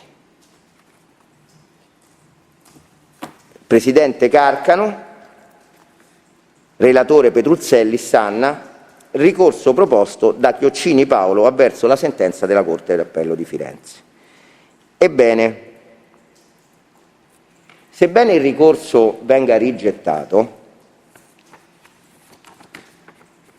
la Corte Suprema di Cassazione molto si spende, e io l'ho a disposizione, vi risparmio la lettura assolutamente pedissequa di questo provvedimento, molto si spende per chiarire una volta per tutti, e non ci sono delle sentenze di segno contrario, sulla natura della aggravante in contestazione. E vi dico che questo mio occuparmi dell'aggravante è un aspetto assolutamente residuale rispetto a tutto il resto, perché il resto è assorbente rispetto all'aggravante, ma occorre sottolinearlo ora perché nemmeno questo si è peritato l'ufficio del pubblico ministero di verificare se poteva essere in qualche modo foriero di una modifica di quella che era l'originaria contestazione, che presenta dei profili di criticità anche per la sua genericità, che il Tribunale per l'esame per primo aveva rappresentato come difficilmente condivisibile, nel senso che aveva rappresentato come l'estrema genericità del riferimento all'organizzazione di tipo criminale quale la camorra non fosse applicabile nella fattispecie e conseguentemente l'aggravante fosse sprovvista della necessaria provvista indiziaria. Ebbene, la Suprema Corte dice, e questo vale per tutti coloro ai quali questa aggravante viene contestata, che la forma aggravata in esame esige che l'agente deliberi l'attività illecita nella convinzione di apportare un vantaggio alla compagine associativa. È necessario che tale rappresentazione si fondi su elementi concreti, inerenti in via principale all'esistenza di un gruppo associativo avente le caratteristiche di cui all'articolo 416 bis e all'effettiva possibilità che l'azione illecita si iscriva nelle possibili utilità anche non essenziali al fine del raggiungimento dello scopo di tale compagine, secondo la valutazione del soggetto agente, non necessariamente coordinata con i componenti dell'associazione. Qui vi ricordo che Daniele Carroccia risponde autonomamente del delitto di riempiego di capitali. La Corte poi si lancia su una esegesi estremamente accurata di due norme molto desuete da trattare nelle aule di giustizia, ma voi le conoscete anche meglio di me. Sono l'articolo 118 del Codice Penale e l'articolo 79, se non sbaglio, che riguardano l'imputazione delle circostanze di carattere soggettivo e oggettivo al reo e nella fattispecie a Daniele Carroccia. Ebbene, signori giudici, con questa sentenza la Corte si pone anche il problema della mutuabilità di queste due norme in relazione alla posizione del soggetto che si vede contestata l'aggravante dell'agevolazione mafiosa, e la risolve nei termini della necessaria consapevolezza del suo agire in favore dell'associazione criminale qualificata e soprattutto della rilevanza della finalità specifica di agevolare l'associazione mafiosa, che serve per giustificare l'aggravamento sanzionatorio. Quindi un'indagine compiuta sull'elemento soggettivo e ancor prima sull'elemento oggettivo. Come dicevo, il Tribunale della Libertà esclude l'aggravante mafiosa. Ce la ritroviamo nel capo di imputazione, ne prendiamo atto, ma non possiamo condividere la scelta del pubblico ministero, e ci ritroviamo un capo di imputazione che, senza prendere nemmeno atto delle circostanze che erano state documentate dalla difesa anche nella fase iniziale di questo procedimento, sia in sede di interrogatorio di garanzia. È vero che il Carroccia si avvale della facoltà di non rispondere, ma rilascia una dichiarazione spontanea. È vero certamente una compiuta dichiarazione spontanea, che tra l'altro è in linea con l'esame che è stato reso innanzi a voi. Riconosciamo anche alle persone che vengono raggiunte da un'ordinanza di custodia cautelare un momento di particolare fragilità, ma in quella sede Carroccia, come innanzi al Tribunale d'esame, aveva prodotto gli stessi documenti che io vi ho prodotto il 22 gennaio del 2021, se non sbaglio, quando è cominciato questo processo in sede di ammissione delle prove, che erano la sua storia imprenditoriale dal momento in cui si allontana dal ristorante da Baffo. E qui va fatta una piccolissima incursione in altri 3 capi di imputazione che non ci riguardano, ma per chiarirlo una volta per tutte. L'incursione riguarda i capi 32, 33, 34 e 35 della rubrica e, per vie traverse, il 44 e il 45 della rubrica. Dico questo perché vorrei sgombrare il campo da qualsiasi equivoco, perché equivoci ci sono stati anche nella requisitoria del pubblico ministero sotto questo punto. Io ho ascoltato, devo dire grazie a 2 soggetti diversi, ho seguito questo processo tramite 2 persone che mi hanno molto aiutato. Una è un ente e l'altra è una persona fisica. La prima è Radio Radicale, che mi permette di sentire mentre sto per andare a dormire tutte le udienze e ascoltarvi. E la seconda è Chiron Paola Cortazzo, che è stata sempre presente ed è del mio studio e mi ha dato una grossa mano per seguirvi da presto e seguire l'evoluzione del giudizio. Ebbene, dicevo che nel momento in cui abbiamo documentato la vita imprenditoriale di Daniele Carroccia, noi abbiamo immediatamente tenuto a chiarire che talune situazioni che potevano non sembrare chiare non ci appartenevano. Il pubblico ministero ancora una volta ha operato un errore nella sua requisitoria quando ha fatto riferimento in più occasioni ad un rapporto di fatto societario, di assistenza economica, di coinvolgimento comune tra un altro degli imputati e Daniele Carroccia. Nel corso della sua requisitoria può capitare una volta che ti sbagli, ma non 4, come è accaduto, si è fatto riferimento alla posizione di Angelo Senese. A noi Angelo Senese non riguarda assolutamente. Quando si è fatto riferimento alla gestione dei ristoranti Baffo, Baffo 2, Baffo Fish, non si può fare riferimento alla figura del Carroccia. La intima contraddittorietà di quello che si dice è rappresentata dalla circostanza che noi non siamo coinvolti in quei capi di imputazione, né potremmo esserlo. Per una semplice ragione, perché parlano per Daniele Carroccia i fatti che si sono verificati e che noi vi abbiamo documentato. La famiglia Carroccia nasce con la gestione di un ristorante antichissimo che si chiamava Il Cantinone, ubicato a Via dei Fulvi numero 8. A gestire questo ristorante da sempre è Nicola Carroccia, padre di Mauro e Daniele Carroccia, marito di Rosetta Palmieri.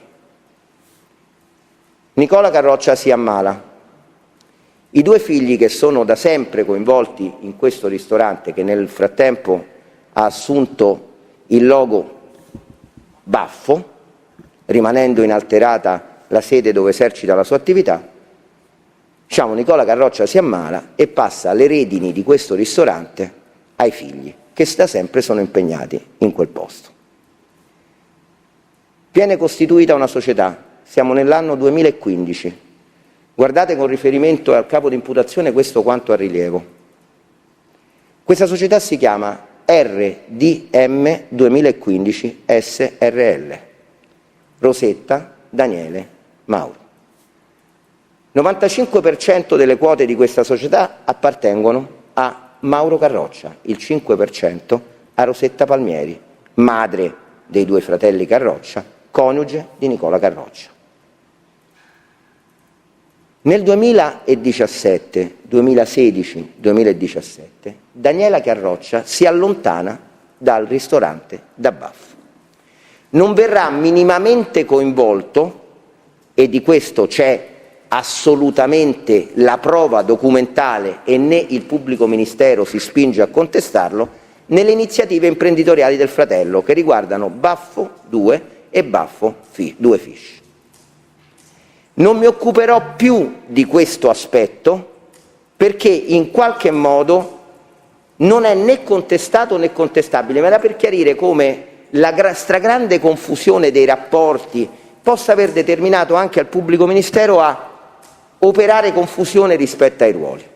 Sta di fatto che dal 2016-2017 sono portato a ritenere dal 2016 Daniele Carroccia non ha più nessun rapporto con il fratello, con il quale litiga ferocemente.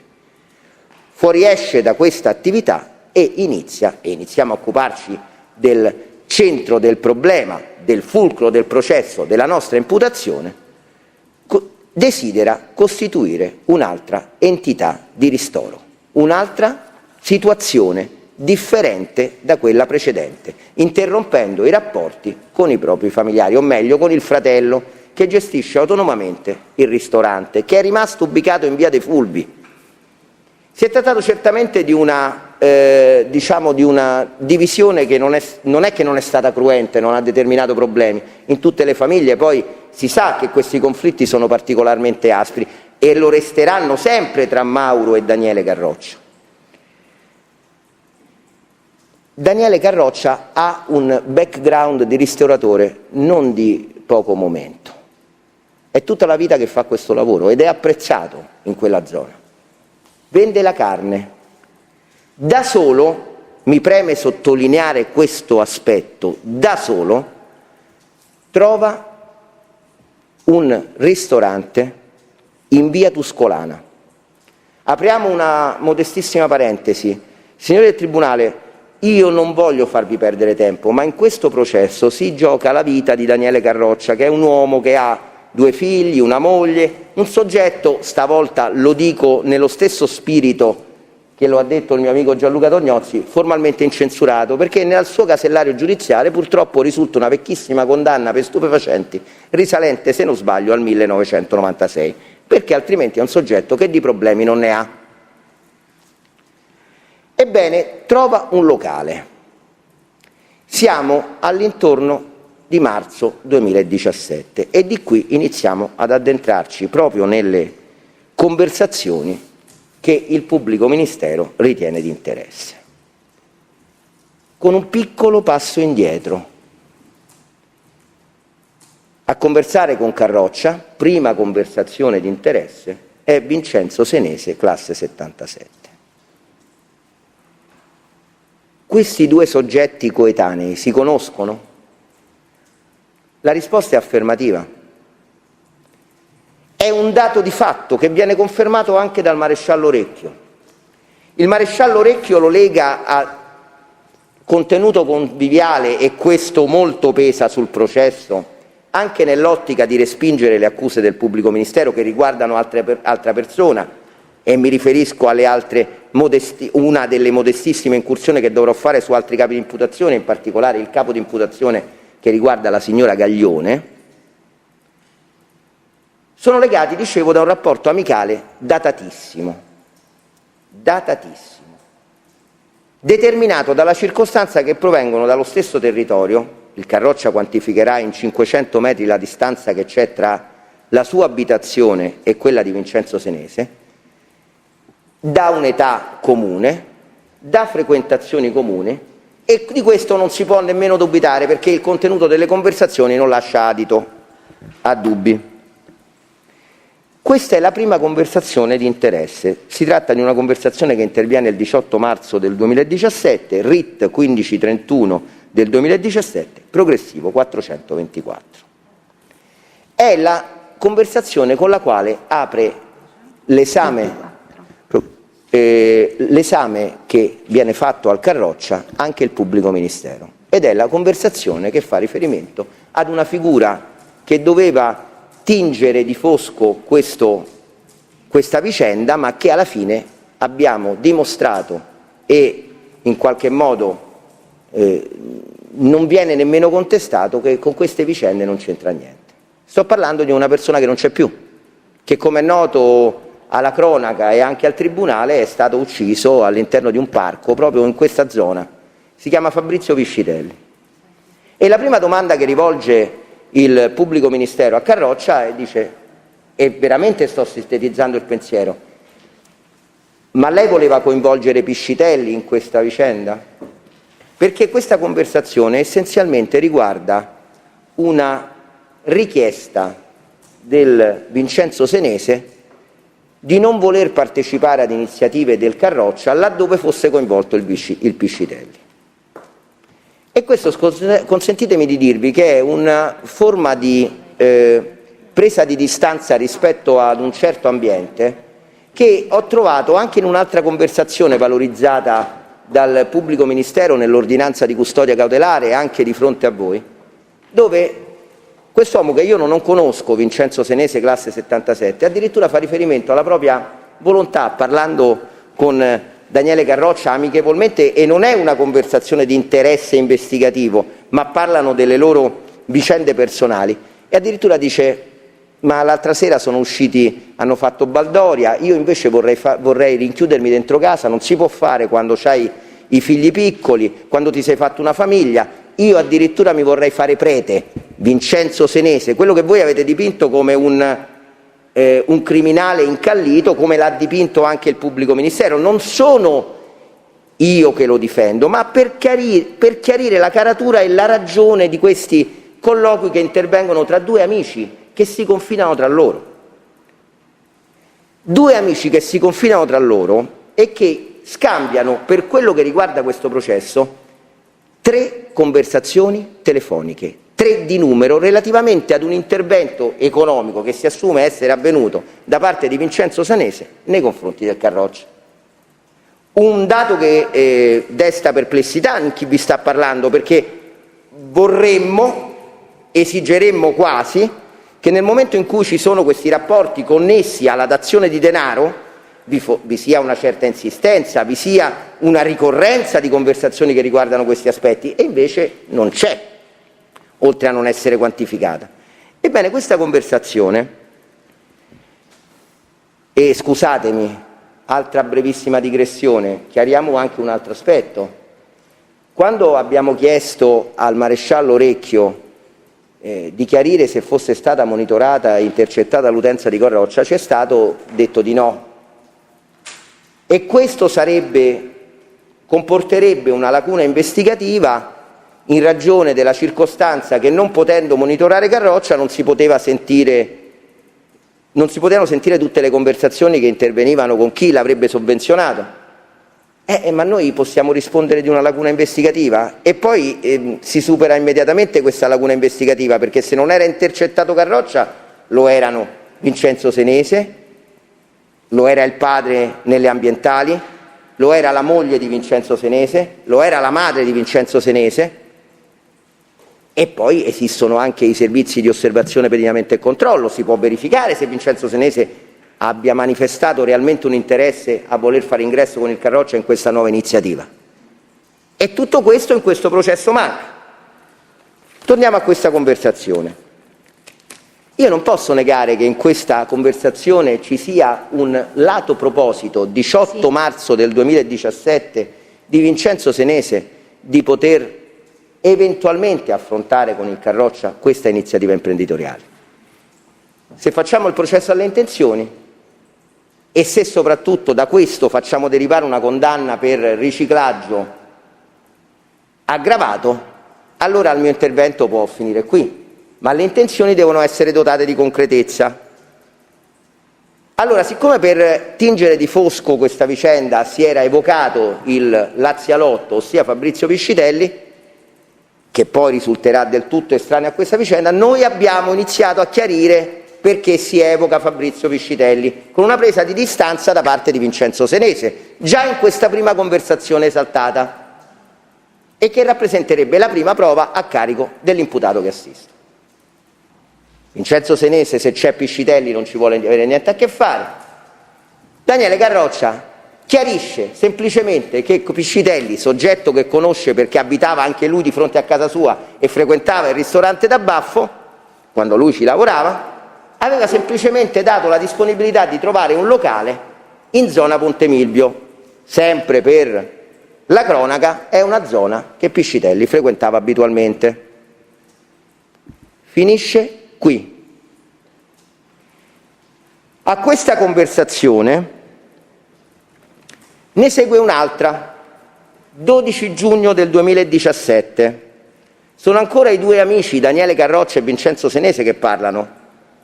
Il RIT è sempre lo stesso, 15/31 del 2017. Il progressivo 7228. Siamo al 12 giugno del 2017. Che cosa è successo tra il 18 marzo 2017 e il 12 giugno del 2017? Che Daniele Carroccia ha costituito una società. Legale rappresentante è la moglie Ilene Aronci. Questa società si chiama Baffolona Burger. È il 4 maggio del 2017. Siamo in una fase in cui Daniele Carroccia è alla ricerca del locale e questo locale probabilmente è stato finalmente trovato. Sarà, lo diciamo con assoluta serenità, il locale di via Tuscolana 969, dove per la prima volta Daniele Carroccia autonomamente aprirà un proprio ristorante che si chiama Baffolona Burger. Stessa zona, probabilmente la possibilità di avere la medesima clientela, zona dove è conosciuto in ragione delle proprie esperienze pregresse anche con il padre. Locale estremamente appetibile. Questa società che è stata costituita per rogito notarile con un altro soggetto che si chiama Giuseppe Montella, che è il titolare di una società immobiliare. Altro amico di Carroccia, la società si chiama Oikos, che partecipa alla costituzione della società. La prima domanda legittima che si fa ad un operante è quella di verificare se tra Montella e Senese, in ragione della contestazione che ci viene mossa, ci sia un qualche tipo di rapporto o se le indagini lo abbiano potuto accertare. E la risposta è assolutamente negativa, nel senso che questo tipo di verifiche è stato operato ed è negativa nel senso che si vorrebbe ipotizzare un coinvolgimento del Montella in fatti poco chiari. Il 12 giugno del 2017, questa sarebbe la intercettazione più rilevante insieme a quella successiva, ripeto, progressivo 7228,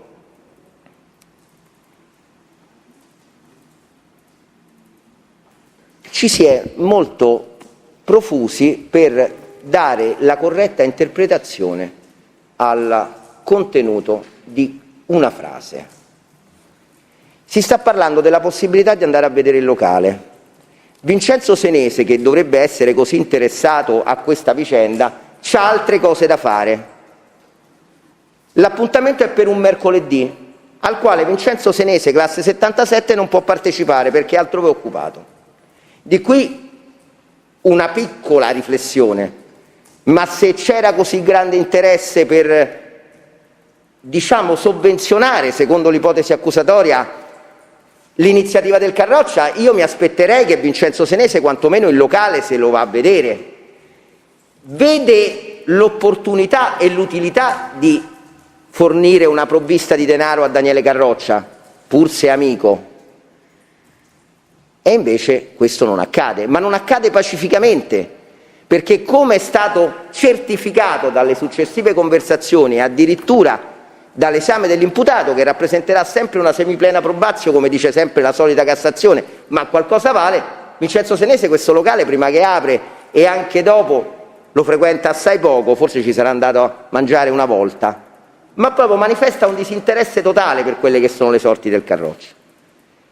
E allora molto si è discusso sulla frase "io vado da solo", e il Tribunale, è una frase attribuita certamente a Carroccia sulla base dell'intercettazione, giustamente ha richiamato il maresciallo Recchio alla possibilità che questa lettura alternativa che forniva la difesa nell'io vado da solo come una scelta del tutto autonoma, che non aveva nessuna necessità dell'ausilio economico di nessun altro, come infatti non è accaduto, potesse essere interpretata esclusivamente nell'ottica di dire che io vado da solo e che se lo andava a vedere da solo, cioè autonomamente, per poi relazionare l'amico.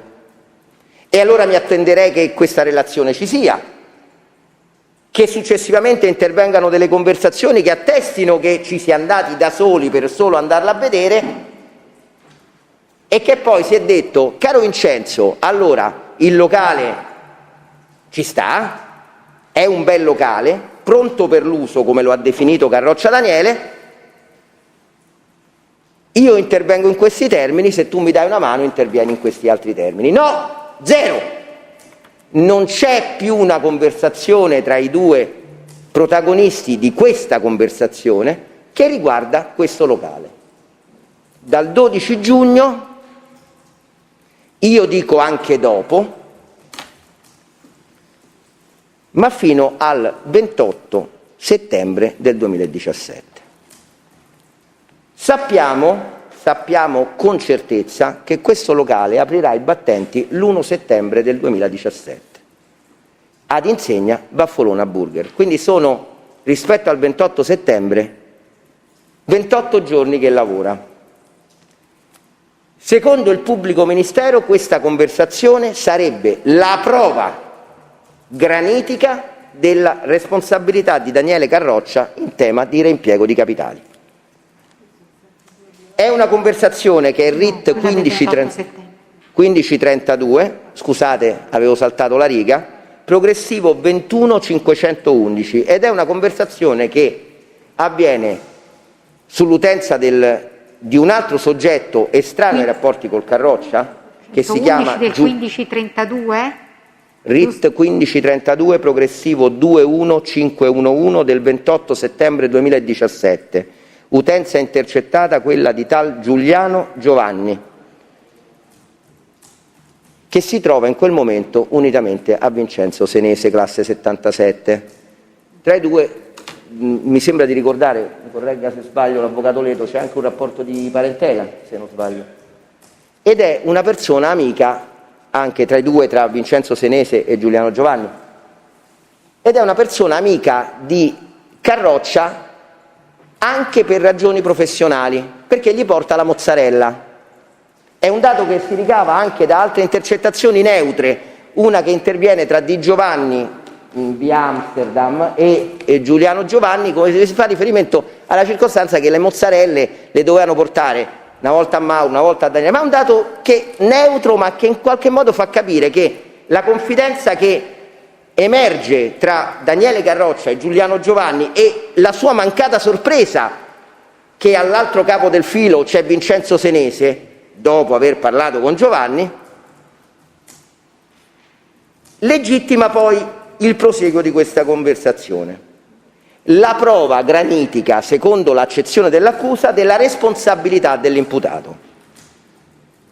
In questa conversazione Vincenzo Senese chiede la restituzione di una somma di denaro. Sono 28 giorni che ha aperto questo ristorante.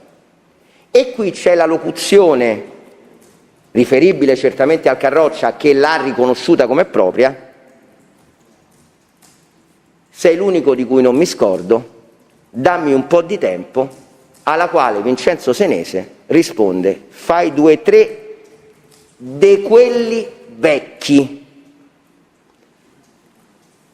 Vi prego di avere un momento di attenzione, di pazienza nei miei confronti. Ma come possono essere vecchi denari relativi ad un'attività che è aperta da 28 giorni e 2-3 al mese, secondo la Guardia di Finanza e secondo il pubblico ministero sono 2-3 mila euro, perché non arriviamo nemmeno a dirvi non si parla di soldi, abbiamo la dignità di dirvelo questo, ma quando Carroccia Daniele, interrogato dal GIP, dice lealmente, nel momento in cui è raggiunto dall'ordinanza di custodia cautelare: io non nego di aver avuto rapporti amicali con Vincenzo Senese, mi ha prestato 4.000 euro una volta e piano piano glieli ridavo.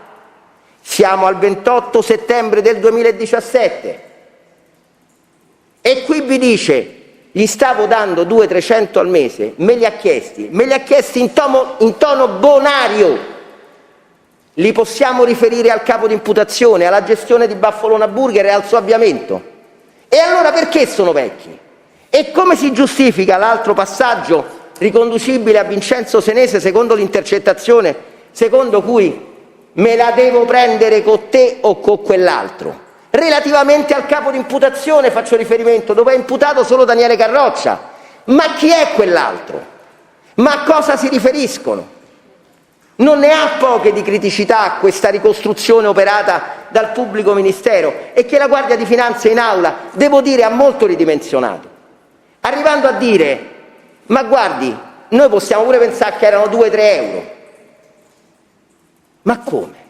Ma qui stiamo parlando della sorte delle persone, ma voi mi dovete dare qualcosa di più rispetto alle mere ipotesi, tali sono state qualificate dal principale protagonista delle indagini. Sono tutte ipotesi, noi non abbiamo avuto nessuna emergenza documentale della dazione di denaro iniziale di Vincenzo Senese a Carroccia, né di un'eventuale restituzione. Ma il processo potrebbe finire qui. Invece la libera interpretazione delle intercettazioni telefoniche porta a richiedere 5 anni di condanna. Ma stiamo scherzando? Ma questa era la culla del diritto, questo Paese. E la culla del dubbio. E quando il dubbio è ragionevole si assolve. Dicevo, chi è l'altro? Perché questa conversazione fa riferimento all'altro anche. Con chi me la devo prendere? Con te o con quell'altro? E l'altro chi è? Baffolona ha fatto da solo. Ci sta Montella? Hanno potuto verificare un solo contatto di Vincenzo Senese classe 77 con Montella? Avete un'intercettazione telefonica che attesti un rapporto tra i due soggetti? La Finanza lo esclude, il pubblico ministero non lo contesta, non c'è una sola emergenza processuale in tal senso. E c'è un socio occulto del nostro Carroccia? Nemmeno questo. Staremmo volando nella fantasia totale, nel sogno, nelle ipotesi, e le ipotesi non fanno prova.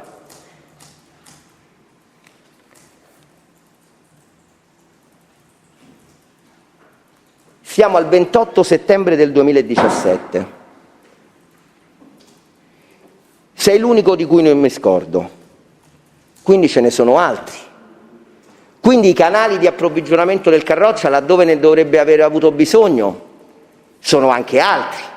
Non è necessariamente detto che questa Baffolona Burger sia in qualche modo stata avviata con i soldi della famiglia Senese. E quelli vecchi non possono essere questi.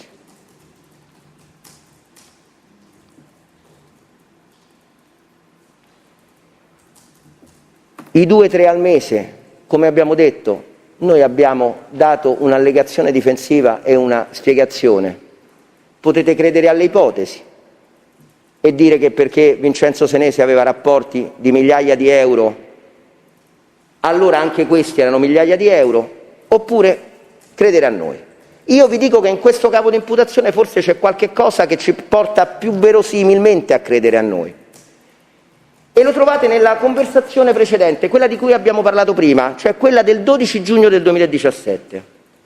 Andatevela a esaminare, perché 2-3 al mese possono essere tutte, possono essere pure milioni di euro, non lo sono chiaramente, ma diamo un attimo per ipotizzato ragionevolmente che siano 2-3 al mese. Sempre li dobbiamo collegare con la Baffolona Burger, cosa che diciamo non è assolutamente dimostrata e documentata. Ma vediamo se Carroccia Daniele, quando deve parlare di migliaia di euro, e Vincenzo Senese, quando deve parlare di migliaia di euro, usano il termine migliaia.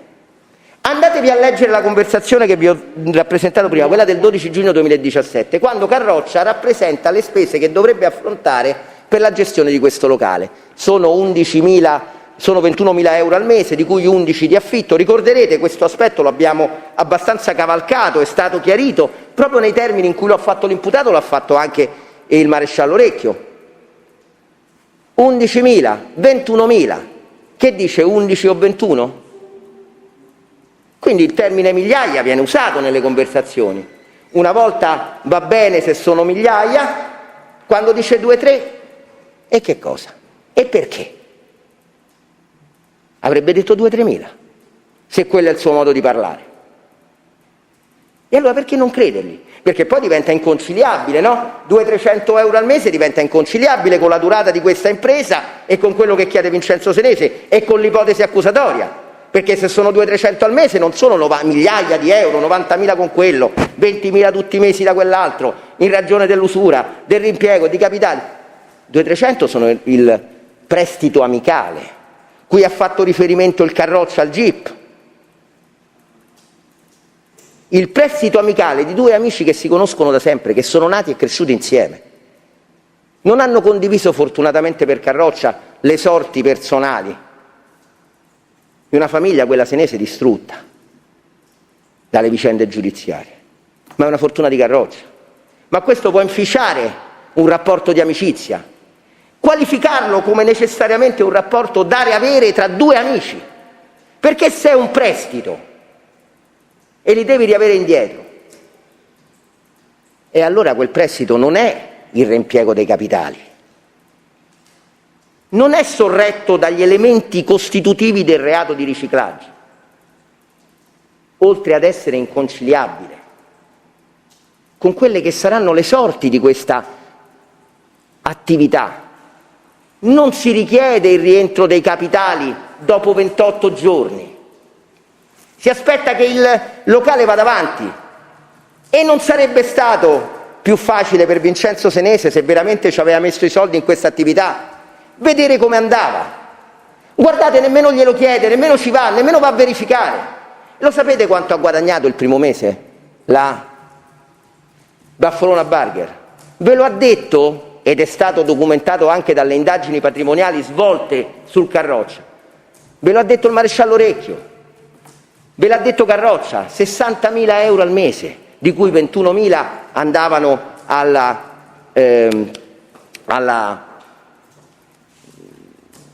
per la gestione sostanzialmente generale, quindi affitto, maestranze e quant'altro, e qualcosa rimaneva in tasca. E gli chiedi 2-3 se devi reimpiegare i capitali? Questi reati sono rappresentati dalle circolazioni di denaro in termini abbastanza brevi. Se io te ne ho dati 40, 100, ma te li devo aver dati. Cominciamo a dire che vedo che il 28 settembre quel locale è in cassa e ti rispondo: ma che stai a dire? Che stai in difficoltà? Comincia a ridarmi i soldi. Lo trovate questo nelle conversazioni telefoniche? No. E allora che sono? Ipotesi. Ipotesi sorrette dal nulla. Dal nulla. Perché dal 28 settembre del 2017 passiamo, e passano 3 mesi, ad una conversazione che stavolta Carroccia non ha come protagonista, ma che viene esaltata. E l'avete, mi pare che è quella che poi è stata trascritta in un momento successivo perché c'erano dei problemi di trascrizione. Sto parlando della conversazione ambientale del 24 gennaio del 2018, RIT 1531 del 2017. Lo dico, Presidente, è troppo veloce, mi dica se... Comunque il progressivo è 20739. Scusate, non è l'ambientale, è una conversazione telefonica. Perdonate l'errore perché infatti non mi ci ritrovavo con la data. 24 gennaio del 2018. Ripeto, RIT 1531 del 2017, progressivo 2739 del 24 gennaio del 2018. Questa conversazione interviene tra due soggetti che non sono il Daniele Carroccia, ma sono soggetti che in qualche modo vi dovrebbero interessare, perché interessano questo processo. E sono Esposito, chiedo scusa, mi pare che si chiama Maria Pasqua, se non, o Pasqua Elena, Maria Pasqua, che è la moglie di Vincenzo Senese, e Vincenzo Senese. Sono passati 3 mesi esatti da quella famosa conversazione di settembre, non ce ne sono altri. Ormai il Baffolona è avviato, ma è avviato nei termini che vi ha riferito Daniele Carroccia, il locale lavora. Allora io ho una fortuna nella vita, vado d'accordissimo con mia moglie. Oltre ad essere la donna che amo, è anche la mia migliore amica. È una fortuna per un uomo. Quando ho letto le intercettazioni tra Esposito e Vincenzo Senese, non ho trovato molta differenza. Ognuno ha le sue modalità di parlare con le persone, ma certamente Vincenzo Senese con la moglie si confida, parla tranquillamente. Se Vincenzo Senese avesse investito dei capitali nel Baffolona Burger di via Tuscolana 969, vi attendereste che con la moglie ne parla? E ne parla nei termini che ci aspettiamo tutti per poi arrivare a dire che c'è stato il riempiego di capitali? Io me lo attenderei. Questa conversazione invece, semplicissima nelle sue declinazioni, dice, è Vincenzo Senese che parla, qualche volta ci vado a mangiare, 24 gennaio, e poi vediamo, qualche volta ci andrò a mangiare, questa è l'interpretazione autentica, e poi vediamo se è il caso di investire qualcosa. E allora qua cominciano a esserci dei problemi. Uno, non ci sei mai andato, perché qualche volta ci vado, ci andrò, vuol dire che non l'hai nemmeno visto questo locale. Poi vediamo, vuol dire che i soldi non li hai dati. E sapete qual è la risposta autentica della signora Esposito? Sì, perché nella ristorazione si guadagna. Il mangiare è sempre cosa buona. E finisce qui. Ma vi attendereste che marito e moglie, parlando di questa cosa, dicessero quantomeno, visto che la Esposito conosce Daniele Carroccia, ma guarda, quel poco amico,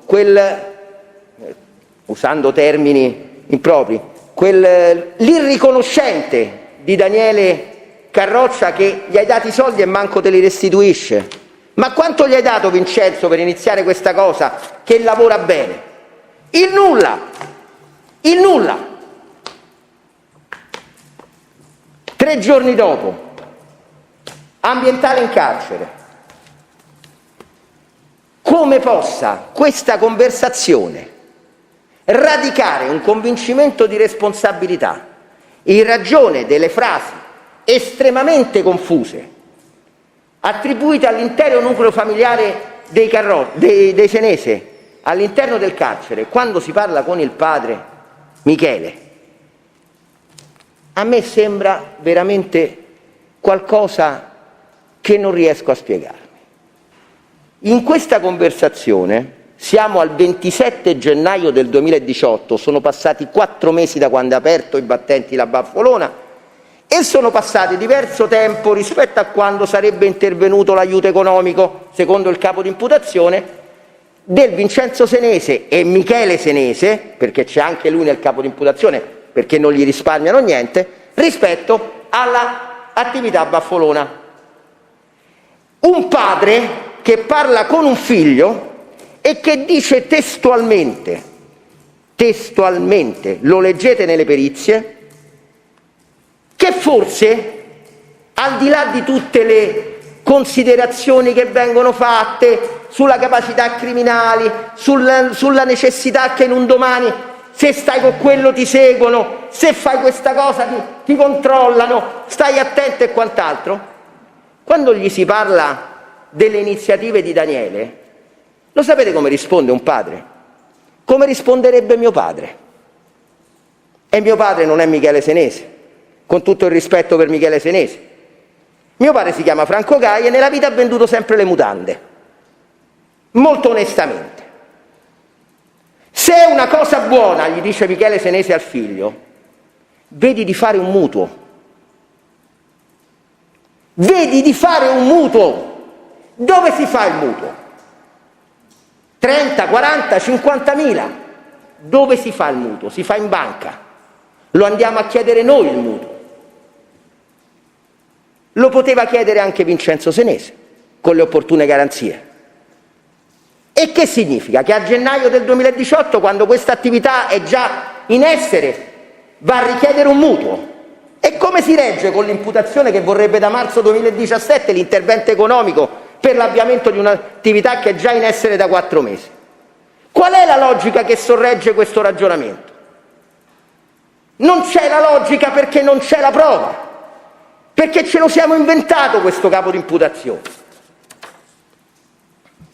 E poi si tornasse pure sul discorso di dire al figlio, perché mi aspetterei che questo elemento c'è, visto e considerato che tra padre e figlio si parla anche di queste cose, mi attenderei che nel momento in cui Vincenzo Senese avesse fatto un intervento economico nei confronti di Daniele Carroccia, un padre attento, che sta passando la sua vita in carcere, ma attento alle sorti economiche della famiglia, gli dica: ma te la ridate i soldi, Daniele? Ma lo trovate un passaggio di questo genere in quella conversazione? No, trovate l'opposto. La cosa ancora si deve fare, e se si farà eventualmente in un domani, si fa con un intervento di un mutuo bancario. Ma stiamo scherzando? Ma questa è la prova granitica della responsabilità di Daniele Carroccia per il reimpiego di capitali. Segue un'altra conversazione significativa. Siamo sempre in ambientale, dove si parla, e in modi nemmeno troppo teneri, della persona di Daniele Carroccia, definito testualmente in questa conversazione che interviene tra Michele Senese e la moglie, scusate la caduta di stile, una merda. Allora, uno può essere una merda perché non restituisce i soldi, uno può essere una merda perché non si comporta bene, uno può essere una merda perché non porta rispetto, ma lì è una merda per una ragione che viene esplicitata. Perché quando vanno i Senese, ovviamente non Michele Senese che è detenuto in carcere, a mangiare al Baffolona Burger, siamo in una fase successiva al 27 gennaio del 2018, si fa pagare. Adesso, ancora una volta, io invito il Tribunale ad una riflessione opportuna su quello che accade tutti i giorni. Io, Daniele Carroccia, ho ricevuto una somma di denaro per avviare questa attività che sta andando anche discretamente bene, me l'ha data Vincenzo Senese e vengono i suoi familiari. Io devo ridare, perché questa è la costruzione accusatoria, devo ridare i soldi alla famiglia Senese. Ma quale migliore occasione per ringraziarmi il mio creditore di quello di non farlo pagare quando viene a mangiare la carne? E guardate che non incide molto sui numeri che faceva la Baffolona Burger. Invece io sono una merda Visto e considerato che faccio il commerciante e prima di me lo faceva mio padre, lo fa ancora mio fratello e lo faccio pure io e lo faccio bene, siccome i commercianti hanno uno spirito commerciale, come si suol dire, che colgono ogni occasione per poi tentare in qualche modo di prendere tempo, di rivedere i numeri e tutto quanto, io penso che Daniele Carroccia, da buon commerciante qual è, avrebbe potuto fare una cosa semplicissima.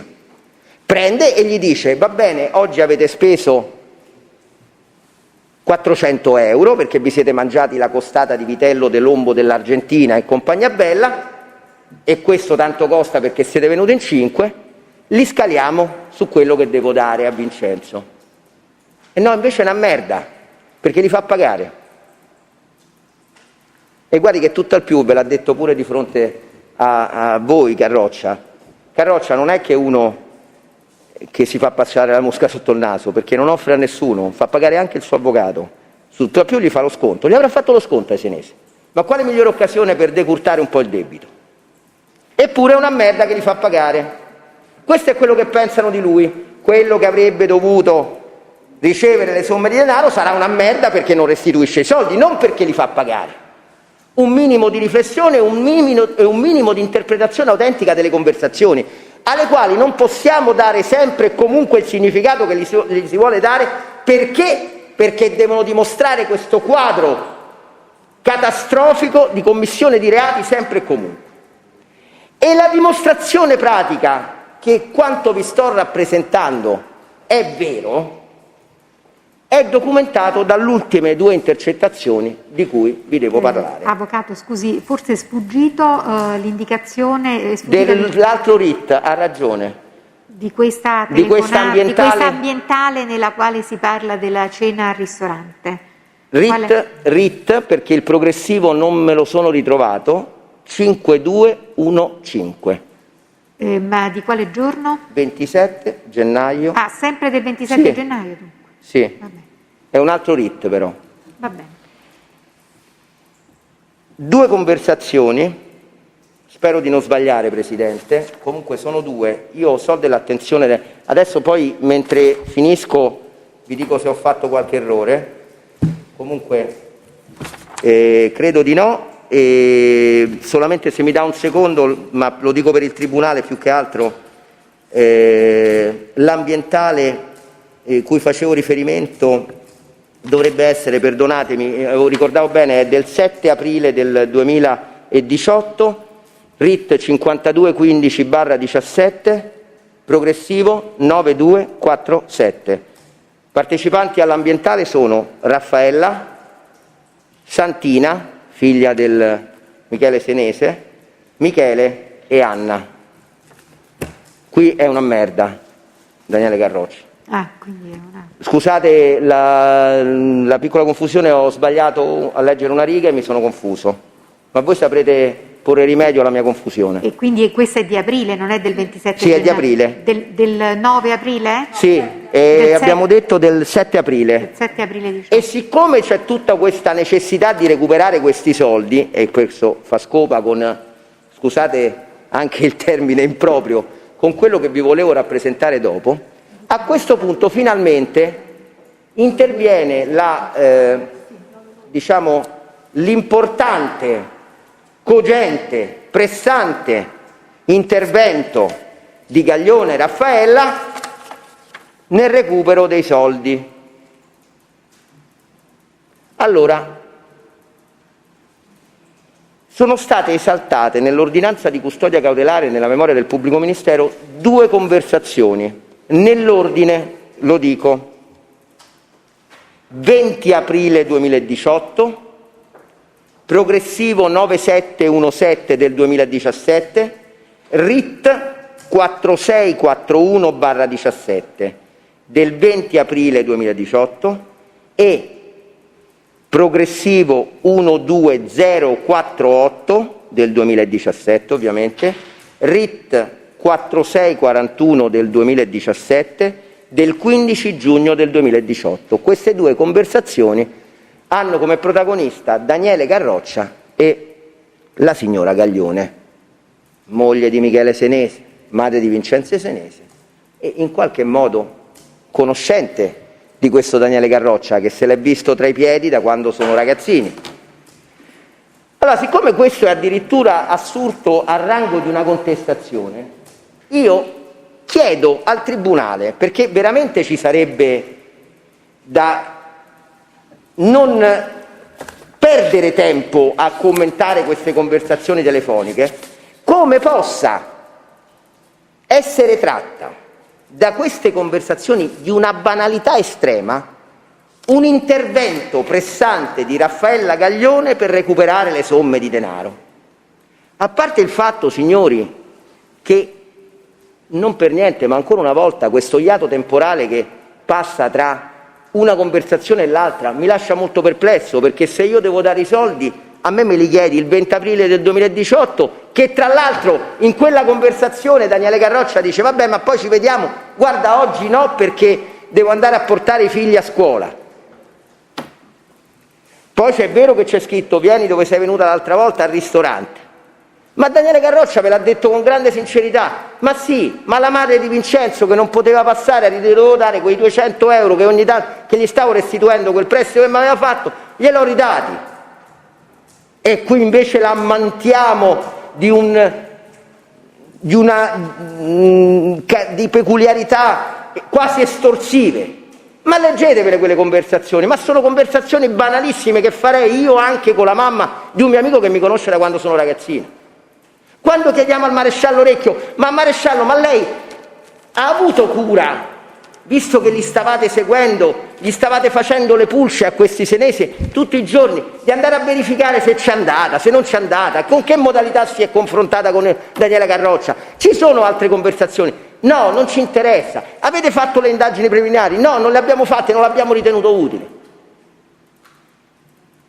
Ma allora perché dire no a quell'ipotesi alternativa che non c'entra niente con il capo di imputazione?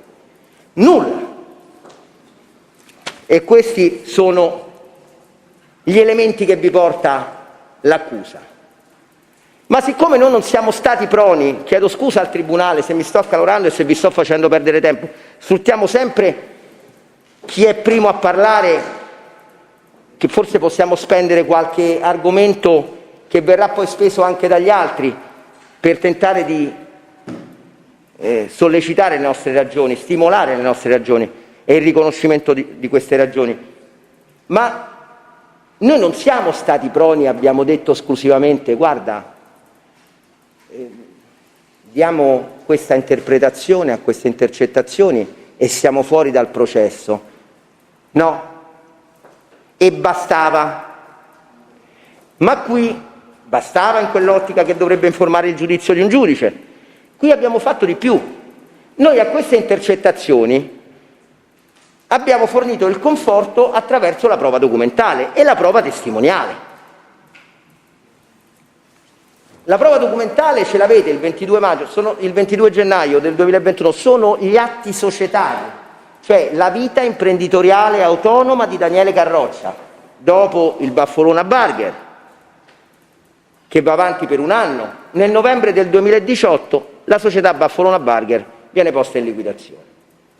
Momento critico, un imprenditore che va bene la mette in liquidazione, perché? Sospetto. Come mai? Guadagnava 100.000 euro al mese e come mai la mette in liquidazione? Allora qui io non faccio il commerciante, ma Daniele Garroccia ci ha visto molto lungo. Ci ha visto molto lungo, perché guardate cosa gli sarebbe accaduto con l'emergenza pandemica se aveva da pagare 21.000 euro al mese. E guardate che Daniele Garroccia, come vi ha detto anche lui, dentro quel locale ci stava dalle 10 di mattina alle 2 di notte. E non è facile, non è una passeggiata di salute, soprattutto se non sei troppo vicino e ti devi spostare da una parte all'altra, non di Roma perché la zona sarà la stessa, ma se abiti sui laghi a Castel Gandolfo, a Ciampino, certamente se ti muovi verso Velletri il traffico non lo trovi, in entrata a Roma la mattina lo trovi, te, tua moglie. E la notte ritornare è pesante e pagare 21.000 euro al mese è pesante, li devi guadagnare tutti i mesi.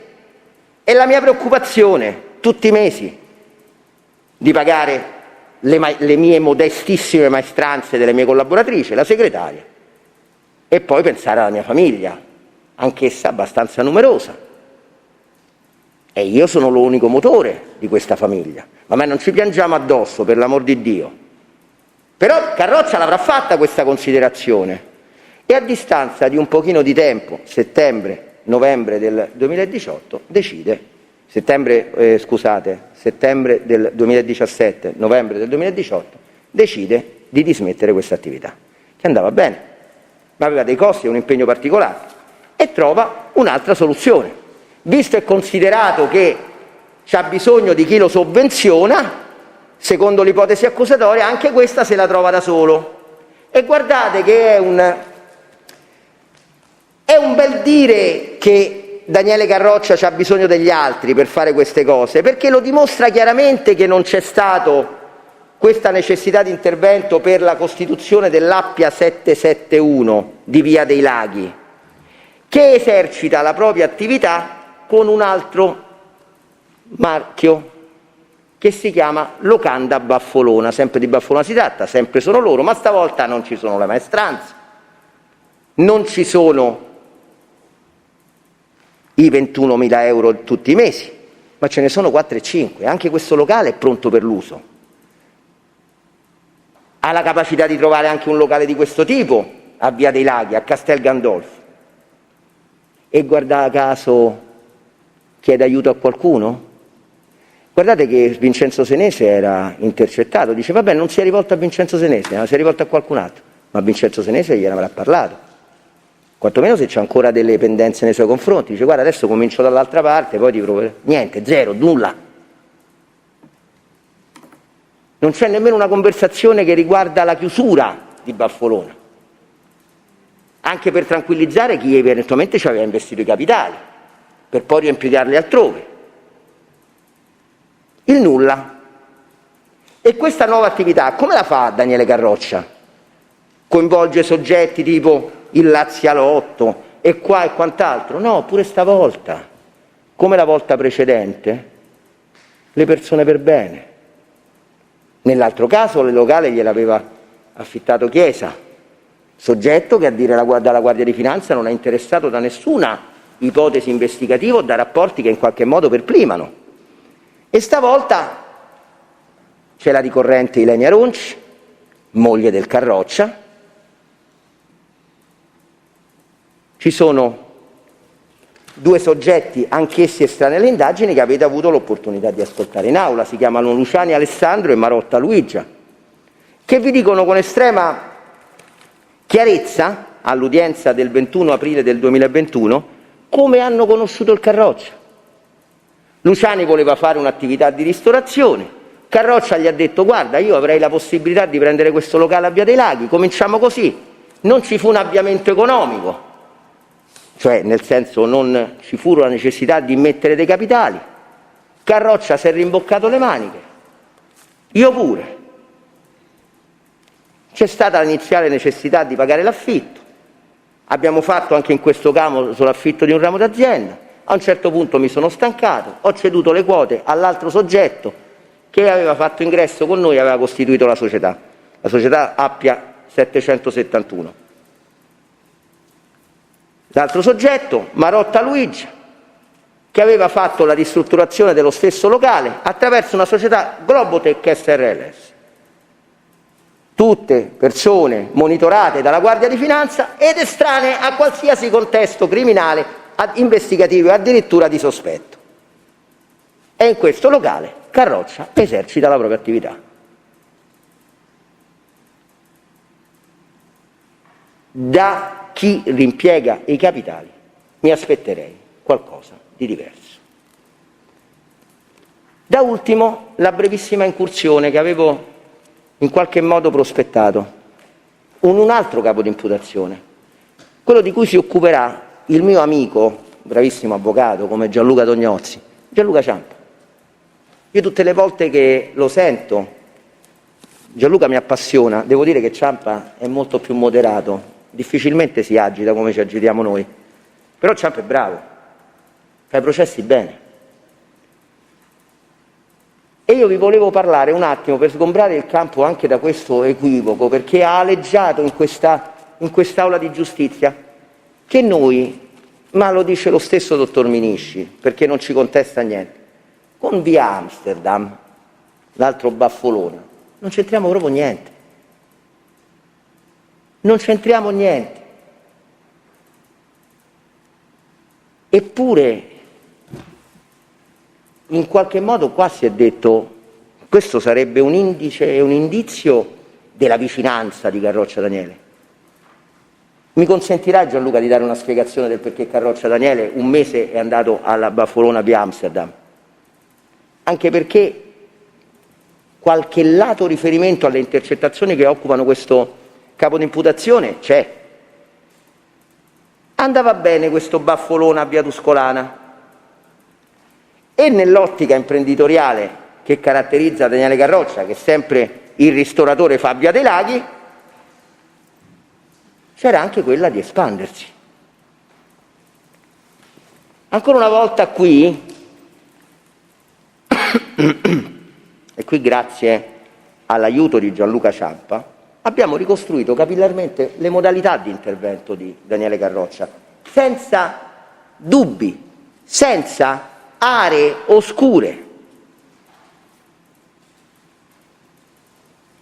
Ha avuto rapporto con tale Aloise, ascoltato in quest'Aula, che ha una cooperativa, Coop Solution, che trova personale per le attività, lo mette in contatto con chi sta aprendo un ristorante, che è Savarese, Rostef SRL. È per Carroccia l'opportunità di pubblicizzare il marchio Baffolona, che in quel momento è ancora in essere. E qui ci mettiamo Daniele Carroccia e il suo passato, anche familiare di ristoratore, che certamente forse Savarese non ha, è un marchio che va. Quindi Carroccia, e veramente vado a chiudere, presterà per un mese sotto contratto regolare la propria attività per tentare di pubblicizzare il brand e nell'ottica futura di operare un franchising. La domanda legittima, perché la cultura del sospetto non cessa mai, ma perché non si è, ne parlavo stamattina con Gianluca, ma perché non si è peritato di tutelare questo marchio? Ma se il marchio fosse andato avanti, invece questo locale dopo un po' cambia nome. Ora non mi ricordo nemmeno perché non mi interessa come si è chiamato. Non si è peritato perché dopo un mese, visto e considerato che non poteva reggere tutti e due gli impegni personali e lavorativi di via Tuscolana con via Amsterdam, perché aggiungeva altro tragitto e altri impegni rispetto a quelli già pressanti che aveva, ritorna di buon grado a via Tuscolana ed è servito esclusivamente a questo ristorante perché con la sua esperienza gli ha detto come funzionava la cucina, andando ogni tanto lì, perché conosce pure per rapporti amicali, sempre nati dalla stessa zona di provenienza, di Giovanni Ugo, che faceva il caposala lì. Tant'è che pure nella ferocia che lo contraddistingue il pubblico ministero su questo non è arrivato a levarci nessuna contestazione. E questo l'abbiamo, l'ha dimostrato Ciampa, ma ci avvaliamo della sua ottima attività difensiva attraverso l'esame di Apolloni, Lopez, l'esame dello stesso Di Giovanni, Aloise, con le sommarie informazioni che avete acquisito di Savarese, che non è venuto qui ma le ha rese al difensore del Di Giovanni e sono state acquisite, che veramente sono perfettamente sovrapponibili a quello che vi ha rappresentato Daniele Carroccia, quindi attribuiscono verosimiglianza al suo narrato, che non è un narrato che non trova nessun conforto. Glielo hanno fornito i nostri testi, glielo ha fornito la documentazione. Io quindi ho esplorato il processo per quello che mi riguarda e vi rinnovo le domande che vi ho fatto all'inizio. Quanto vi ho rappresentato, che risponde alla lettura autentica degli atti processuali, consente di rispondere a quei 3 quesiti iniziali in termini positivi per l'accusa o per la difesa? o quantomeno di dubitare che l'accusa abbia ragione. Perché poi di quesiti ve ne dovrete fare pure qualcun altro. Stiamo parlando del reimpiego di capitali. Un reato che sinceramente ha delle peculiarità. C'ha l'elemento oggettivo, e qui l'elemento oggettivo nemmeno si può dirsi dato per provato, ma c'ha anche l'elemento soggettivo. Cioè voi dovete attestare in una sentenza di condanna che certamente Carroccia, anche laddove, e per questo l'ipotesi residuale, siano stati conferiti delle somme di denaro non quantificate per l'avviamento di Baffolona, fosse perfettamente a conoscenza della loro provenienza. E questo perché? Perché il pubblico ministero con 1600 pagine di memoria vi ha detto che la famiglia Senese è coinvolta in fatti di camorra. Quando il Tribunale della Libertà lo ha fermamente respinto questo, sotto il profilo dell'estensione dell'aggravante a chi commetterebbe il reato aggravato da questa aggravante, poi tra l'altro, siccome a Carroccia non gli dice mai bene, introdotta proprio poco prima che commettesse questi reati, questo reato. E allora, ma prima c'era l'articolo 7, quindi voglio dire, cambiava poco. E allora, siccome poi dalla istruttoria lunga, defatigante che abbiamo affrontato, poi questa generale camorra è poi stata ricondotta ad un clan nemmeno nominato inizialmente, no? Di cui non ci siamo occupati, il clan Moccia, i rapporti, Afragola e quant'altro, che risalgono agli anni '80, perché attestati da sentenze che risalgono a questo periodo. Ma voi l'avete visto un attimo la data di nascita di Daniele Carroccia?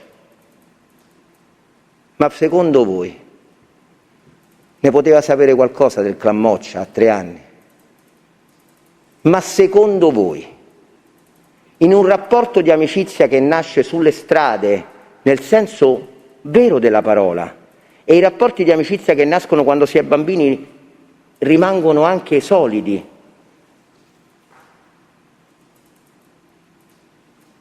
si è mai parlato di questo? Ma l'avete vista la moglie di Carroccia, Ilenia Ronci? Ma l'avete sentita parlare? Gli abbiamo fatto una domanda semplice: ma quando andavate a cena, perché anche questo succedeva, che andavano a cena con Vincenzo Senese classe 77 e la moglie, parlavate mai di soldi, di vicende che riguardavano la famiglia Senese? No, perché non è mai capitato. E allora voi date per scontato, ma questa, ripeto, è un'ipotesi residuale, che Daniele Carroccia fosse perfettamente consapevole di quello che si ipotizza, non arrivo a dire che è stato provato, nei confronti della famiglia Senese. Questa è un'argomentazione che riguarda solo me, è vero, ma che in qualche modo può essere una soluzione, che vi dico la verità, sarebbe una soluzione, lo ribadisco, residuale rispetto alla posizione di Carroccia, anch'essa utile a definirle il coinvolgimento in questo processo. Rassegno per il verbale le mie conclusioni e chiedo scusa per avervi tediato. In via principale, assoluzione di Daniele Carroccia dal reato contestato al capo 38, perché il fatto non sussiste. Non sono stati mai conferiti risorse economiche reimpiegate in questa attività, e in via subordinata perché è carente la prova di tale conferimento. 530 capoverso. In via ulteriormente subordinata chiedo l'assoluzione del Carroccia perché il fatto non costituisce reato, per evidente difetto dell'elemento soggettivo del reato, o quantomeno che tale elemento soggettivo non è provato, quindi anche in questo caso ai sensi dell'articolo 530 capoverso. In via ulteriormente subordinata perché ce lo insegnano a fare i primi giorni di scuola, e ai primi giorni di scuola ci riportiamo. Vi chiedo di riconoscere le attenuanti generiche, anche in ragione dello stato di formale incensuratezza della datazione dell'unico precedente che lo riguarda, peraltro di altra natura, della condotta processuale, perché anche venire innanzi a voi non è facile per chi non è avvezzo alle aule di giustizia, per il comportamento processuale nei confronti del Tribunale, rispettoso anche dell'ufficio del pubblico ministero, per la vita anteatta e futura. Ed è una vita che sinceramente non meritava e non merita quello che un uomo che lavora ha dovuto subire. Via subordinata quindi sono la richiesta delle concessioni attualmente generiche, l'esclusione dell'aggravante contestata al capo 38, in ragione di quanto vi ho rappresentato e già sancito dal Tribunale del riesame, anche in ragione dei contenuti della sentenza a sezioni unite che vi ho rappresentato, il contenimento della pena nel minimo edittale. Ma ribadisco, sono richieste subordinate che rassegno per solo scrupolo difensivo. Chiedo scusa Presidente, chiedo scusa al collega, era solamente per, siccome noi veniamo dopo per la difesa del Papa, presumibile dopo la pausa immagino, Sì, se ci può dare un orario Presidente, così magari facciamo qualche altra cosa. Mentre discute lei dice l'avvocato Ciampa? Sì. Beh, non so quali possono essere. No, chiedo se poi ci sarà sì, poi ci sarà una pausa. Ci sarà la pausa, quindi è presumibile. E daremo l'orario in funzione di quando facciamo la pausa. Ah, ok. In questo momento non sono in grado di dirlo perché non so il tempo che impiegherà l'avvocato Ciampa. D'accordo. Se Chiedo vuole, scusa. io penso comunque avvocato Ciampa, se si vuole allontanare adesso, quanto può essere mediamente? Credo Mi scusi almeno se una mezz'oretta, 40 minuti quantomeno parlerò. una mezz'oretta, intanto se vuole si può allontanare, poi ovviamente anche il Tribunale farà la pausa. Sì, grazie. Almeno un'altra mezz'ora, quindi diciamo che prima di un'oretta non... Grazie. Va bene. Presidente, se posso, avvocato Di Giovine, eccomi. Io mi allontano, lascio in sostituzione all'avvocato Leto per tutte le Va posizioni. bene, quindi per le posizioni dell'avvocato Di Giovine, per le quali era in sostituzione dell'avvocato Di Giovine, abbiamo l'avvocato Leto, quindi in sostituzione. Va Grazie. bene? Grazie. Allora, avvocato Ciampa per il suo Di Giovanni assistito. Ugo. Di Giovanni. La ringrazio, Presidente. Ma io sono francamente affascinato, o meglio, sono più che altro incuriosito da un punto di vista antropologico, francamente non certo giuridico, dalla acritica pervicacia con la quale la Procura della Repubblica ha richiesto dapprima l'applicazione di una misura cautelare nei confronti di Giovanni Ugo, poi lo ha tratto a giudizio e poi infine ne ha chiesto la condanna. Del tutto incurante intanto del fatto che il Tribunale di Roma, sezione per il riesame dei provvedimenti restrittivi della libertà personale, con ordinanza del 28 luglio del 2020, che vi ho prodotto, è l'allegato 17 della nostra produzione documentale, quel 28 luglio annullò l'ordinanza di custodia cautelare che era stata emessa nei confronti di Giovanni Ugo per carenza dei gravi indizi di colpevolezza, decisione a fronte della quale la Procura della Repubblica non ha svolto nessuna altra indagine, si è limitata semplicemente a richiedere il rinvio a giudizio del Di Giovanni, e che l'abbia ottenuto, guardate, dimostra soltanto quanto poco funzioni come filtro la udienza preliminare nel nostro sistema processuale,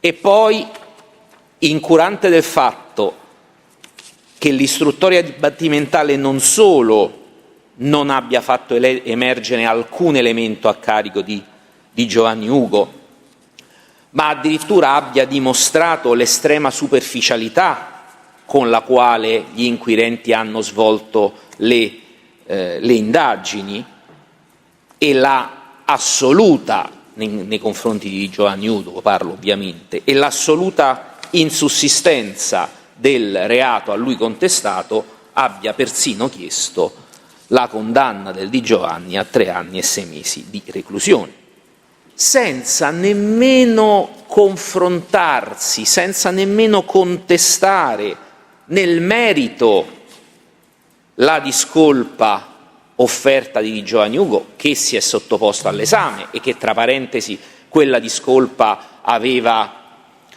dichiarato sin dall'interrogatorio di garanzia, e poi in un memoriale depositato al riesame, e poi un memoriale depositato all'udienza preliminare, e infine in un memoriale depositato a voi, senza contestare o confrontarsi con le risultanze documentali che appalesavano l'esistenza di una realtà completamente diversa da quella ipotizzata dalla Procura, senza confrontarsi, senza contestare le risultanze delle testimonianze addotte nel processo, quella di Savarese, quella di Aloise, quella di Lopez, come non ci fossero solo cieca critica pervicacia. Partiamo dall'imputazione. Secondo a Giovanni Ugo viene contestato il reato di cui al capo 44 perché, al fine di eludere le disposizioni in tema di misure di prevenzione, alla quale parrebbe in astratto potrebbe essere sottoposto, pur non essendolo mai stato, pur essendo di fatto, così si recita nel capo di imputazione, contitolare della Baffolona Burger SRL, società attraverso la quale venivano gestiti gli omonimi ristoranti siti in Roma, in via Amsterdam 72 e in via Tuscolana 969, attribuiva fittiziamente a Ronci Lenia la titolarità della propria quota di capitale sociale in Roma 4 maggio 2017. Quindi, per capire su quale terreno ci dobbiamo muovere, primo, secondo l'ipotesi accusatoria, la Baffolona Burger era titolare di 2 ristoranti differenti, quello di via Amsterdam 72 all'Eur Torrino e quello di via Tuscolana 969. Secondo assunto della Procura, Di Giovanni Ugo era l'effettivo proprietario di almeno alcune delle quote sociali della Baffolona Burger SRL e quindi, terzo assunto, Di Giovanni Ugo aveva fittiziamente intestato queste quote a Ronci Lenia, che è la moglie di Daniele Carroccia, il 4 maggio 2017. Anche le date contano perché vedremo che di altro si tratta. Perché lo ipotizza? Perché lo ipotizza secondo quello che è risultato dal dibattimento. Ce lo ha spiegato, o diciamo ha provato più o meno a spiegarlo, il maresciallo Orecchio, che nel suo esame dibattimentale del 15 febbraio del 2021 ha dichiarato, siamo a foglio 47 delle trascrizioni del suo esame, che Carroccia Daniele aveva proceduto ad aprire 2 ristoranti ad insegna Baffolona Burger, uno in via Tuscolana 969 e uno all'Eur in via Amsterdam 72. In particolare, precisava ancora il teste Orecchio, sempre a foglio 47, l'apertura del secondo ristorante, cioè quello di via Amsterdam, era avvenuta con la, lo cito testualmente, cointeressenza di altri 2 pregiudicati, ovvero l'imputato Di Giovanni Ugo e il padre di Giovanni Domenico. Peraltro vorrei capire la cointeressenza che cosa vuol dire come parola in sé e soprattutto che rilievo giuridico dovrebbe avere la cointeressenza in un'attività. Ma andiamo avanti. Da cosa il maresciallo Orecchio afferma di avere dedotto che ci fosse questa cointeressenza di Giovanni Ugo, che è la posizione che a noi interessa, nell'apertura di questo secondo ristorante di Amsterdam? Fonda questo giudizio sugli esiti di 3 intercettazioni telefoniche ambientali. La prima è del 15 marzo del 2018, il RIT è il 7699 del 2016, il progressivo è il 38097. È una conversazione che intercorre fra Domenico Di Giovanni, che è il papà di Ugo, e tale Cannone Maurizio, che invita a presenziare all'inaugurazione del ristorante di via Amsterdam. Siamo la conversazione del 15 marzo, l'inaugurazione credo sia stata il 18 o il 19 di marzo, spiegando a Cannone, che gli chiedeva se anche lui lavorasse in quel ristorante, se fosse in qualche modo interessato alla gestione della stessa, spiegando testualmente: quelli si sono presi mio figlio a lavorare come direttore, figurati se si prendevano a me. Comunque comunica Domenico Di Giovanni a Maurizio Cannone che il figlio era stato assunto a lavorare come direttore di quel ristorante. La seconda delle conversazioni è un'ambientale del 7 aprile del 2018, della quale non mi sono negligentemente appuntato RIT e progressivo. Sempre quella nel carcere? Quella nel carcere, intercorsa nella quale Gaglione di Raffaella, parlando con Michele Senese, dice, fra le altre cose: Ugo, sempre testualmente, si è cacciato questo ristorante, parlando di quello di Via Amsterdam. Infine c'è una terza conversazione del 20 aprile 2018, RIT 296 del 2018, progressivo 2587. Mi scusi, RIT? RIT 296 del 2018. Progressivo? 2587. 2587. Sì. Nella quale Gaglione Antonio, parlando con un certo Pietro non meglio identificato, gli dice: il figlio di zio Mimì sarebbe Domenico Di Giovanni, ha il ristorante all'Eur di Amsterdam. Ora, questa quindi l'ipotesi accusatoria proposta dal maresciallo Ricchio. Dal momento che ci dice foglio 51 dell'udienza del 15 febbraio 2021, i due ristoranti, quello di via Tuscolana 969 e quello di via Amsterdam 72, facevano riferimento a una società denominata Baffolona Burger SRL, anche qui facevano riferimento, che vuol dire? Comunque, poiché facevano riferimento alla Baffolona Burger SRL e dal momento che, secondo quelle intercettazioni, o quantomeno le ultime due delle intercettazioni che ho citato, Di Giovanni Ugo si è cacciato il ristorante di via Amsterdam o ha il ristorante di via Amsterdam, perché guardate, su questo sgombriamo il campo da dubbi, che lo stesso maresciallo Orecchio ha affermato che Di Giovanni Ugo non c'entra niente col ristorante di via Tuscolana 969. Lo fa nell'udienza del 12 marzo del 2021 nel corso del mio controesame, foglio 9 delle trascrizioni.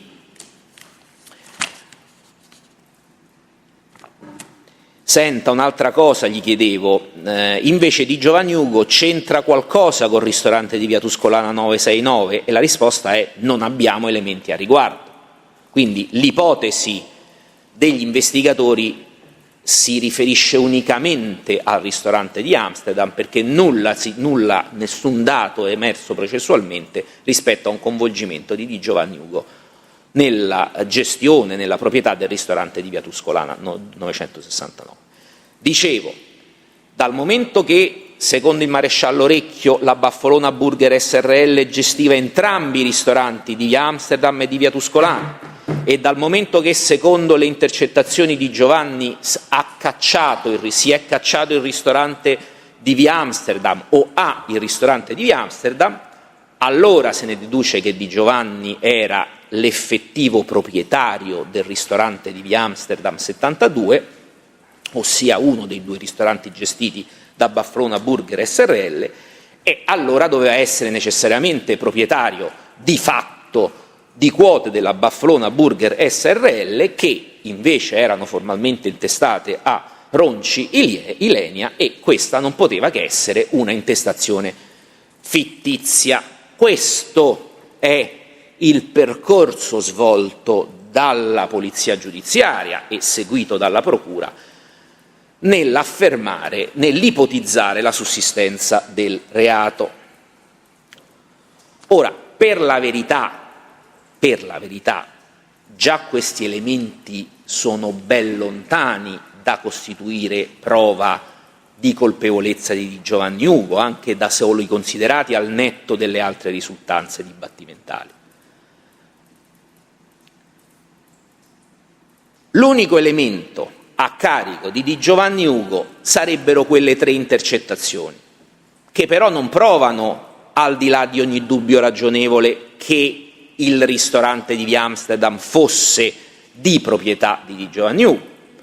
Ora, la prima delle 3 intercettazioni, quella del 15 marzo 2018, per la verità dice proprio il contrario, perché quando Di Giovanni Domenico invita l'amico Cannone Maurizio ad andare all'inaugurazione del ristorante, attività che logicamente poteva fare anche semplicemente per aiutare il figlio che lavorava in quel ristorante, non gli dice è il ristorante di mio figlio, gli dice si sono presi mio figlio a lavorare, e quindi vuol dire che c'è qualcun altro che è il proprietario del ristorante che si prende il figlio di Giovanni Domenico, ossia Ugo Di Giovanni, a lavorare, e come è nella realtà, perché lo vedremo effettivamente, Di Giovanni Ugo lavorava come direttore di sala in quel ristorante con un regolare contratto di assunzione. La seconda intercettazione, quella del 7 aprile, quella in carcere fra Gaglione e Senese Michele, laddove si dice che Ugo si è cacciato questo ristorante, sì, indubbiamente potrebbe voler dire che Ugo ha aperto con i propri soldi quel ristorante, ma può anche voler dire altro. Magari vuol dire ha aperto questo ristorante, ha avviato questo ristorante in qualità di direttore di sala, ha curato l'apertura e l'avviamento di questo ristorante. Nel gergo abbastanza poco sviluppato dei protagonisti, nel lessico poco sviluppato dei protagonisti di queste vicende, si è cacciato può voler dire tante cose, anche questo. Certo, è vero, nella terza intercettazione Gaglione Antonio dice che Ugo Di Giovanni ha il ristorante dell'Euro, e questo è un po' più una indicazione un po' più chiara nel senso della proprietà dello stesso ristorante, ma anche questo è un elemento che tutto sommato è scarsamente stringente da un punto di vista probatorio, perché che elementi abbiamo per supporre che Antonio Gaglione sappia con esattezza chi è il proprietario del ristorante? E ancora, ma sempre in quel lessico molto scadente che contraddistingue tutte queste persone, il ristorante non può voler dire semplicemente gestisce il ristorante, e il direttore di sala non gestisce forse un ristorante, e quindi, certo, magari non esprimendosi in maniera chiarissima, non esprimendosi magari nella maniera in cui ci saremmo espressi noi, dice al suo interlocutore che Di Giovanni ha quel ristorante per far capire che è lui che lo gestisce in quanto direttore di sala, anziché dire che si tratta del proprietario. Insomma, a mio avviso, queste 3 intercettazioni da sole vi offrirebbero una prova del tutto carente ad affermare che Di Giovanni Ugo fosse proprio, al di là di ogni ragionevole dubbio, il proprietario del ristorante di via Amsterdam, e che quindi fosse proprietario di tutto o alcune delle quote della Barcellona Burger SRL, e che quindi l'intestazione a Roncilenia fosse fittizia.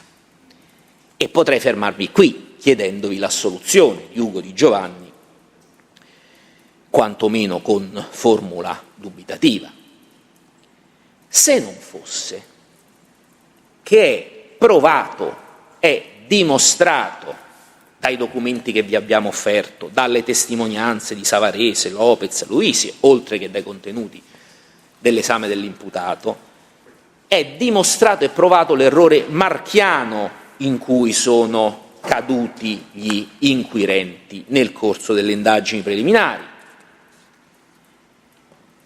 e in cui è in corsa la stessa procura, non avvedendosi dell'errore nonostante da tempo quegli elementi fossero stati posti a disposizione dell'autorità giudiziaria. Quello che è emerso è che la Baffolona Burger SRL, società della quale secondo l'imputazione di Giovanni Ugo sarebbe stato socio occulto in quanto proprietario del ristorante di via Amsterdam, ricordate? Maresciallo Recchio ha detto che col ristorante di via Tuscolana di Giovanni Ugo non c'entra niente. La Baffolona Burger SRL in realtà col ristorante di via Amsterdam 72 non ha nulla a che fare. Il ristorante era gestito da altra società che si chiama Rostef 2018 SRL, società costituita il 18 gennaio del 2018, epoca ben successiva a quella indicata nel capo di imputazione di cui Di Giovanni Ugo è chiamato a rispondere, ed era, al momento della costituzione, aveva come socio unico, quindi unico proprietario e amministratore, tale Alessandro Savarese. Vi abbiamo prodotto la visura e l'allegato 1 della nostra produzione documentale. Per dirla tutta, lo stesso Maresciallo Recchio, nel corso del controesame, richiesto di dire se avessero fatto accertamenti sulla Rostef, cosa che non hanno fatto, o quantomeno se avesse avuto mai saputo qualcosa, mai sentito parlare di questa Rostef 2018 SRL, rispondeva, udienza del 18 marzo 2021, foglio 7, che in effetti avevano acquisito uno scontrino del ristorante di via Amsterdam, che era intestato Rostef 2018 SRL. Magari foglio, mi scusi avvocato, scusi? foglio? Udienza 18 marzo 21, foglio È 7. il 12 marzo 2021, foglio 7. Aveva detto 18 forse? Ho sbagliato io. Ho detto 18? Era 12. No, 2018 è la Rostef. Quindi Udienza è 12 marzo, foglio 7. Ricordo questa circostanza della Rostef che tra l'altro avevamo individuato proprio dall'acquisizione di uno scontrino del ristorante. Magari, dico per dire, era il caso di approfondire, no? State ipotizzando che la società che gestisce quel ristorante, la Baffolona Burger SRL, dal ristorante cacciano fuori, a proposito di cacciare, uno scontrino con scritto che l'intestatario del ristorante, della gestione del ristorante, Rostef 2018 SRL, accertiamo cosa c'è dietro? No, figuriamo. Dicevo, la Rostef viene... se li interrompo nuovamente, visto che aveva fatto la pausa, la produzione documentale che avete fatto sempre il 22 gennaio 21? Allora, la produzione documentale è stata fatta, non l'ho detto forse? No, non l'ha detto.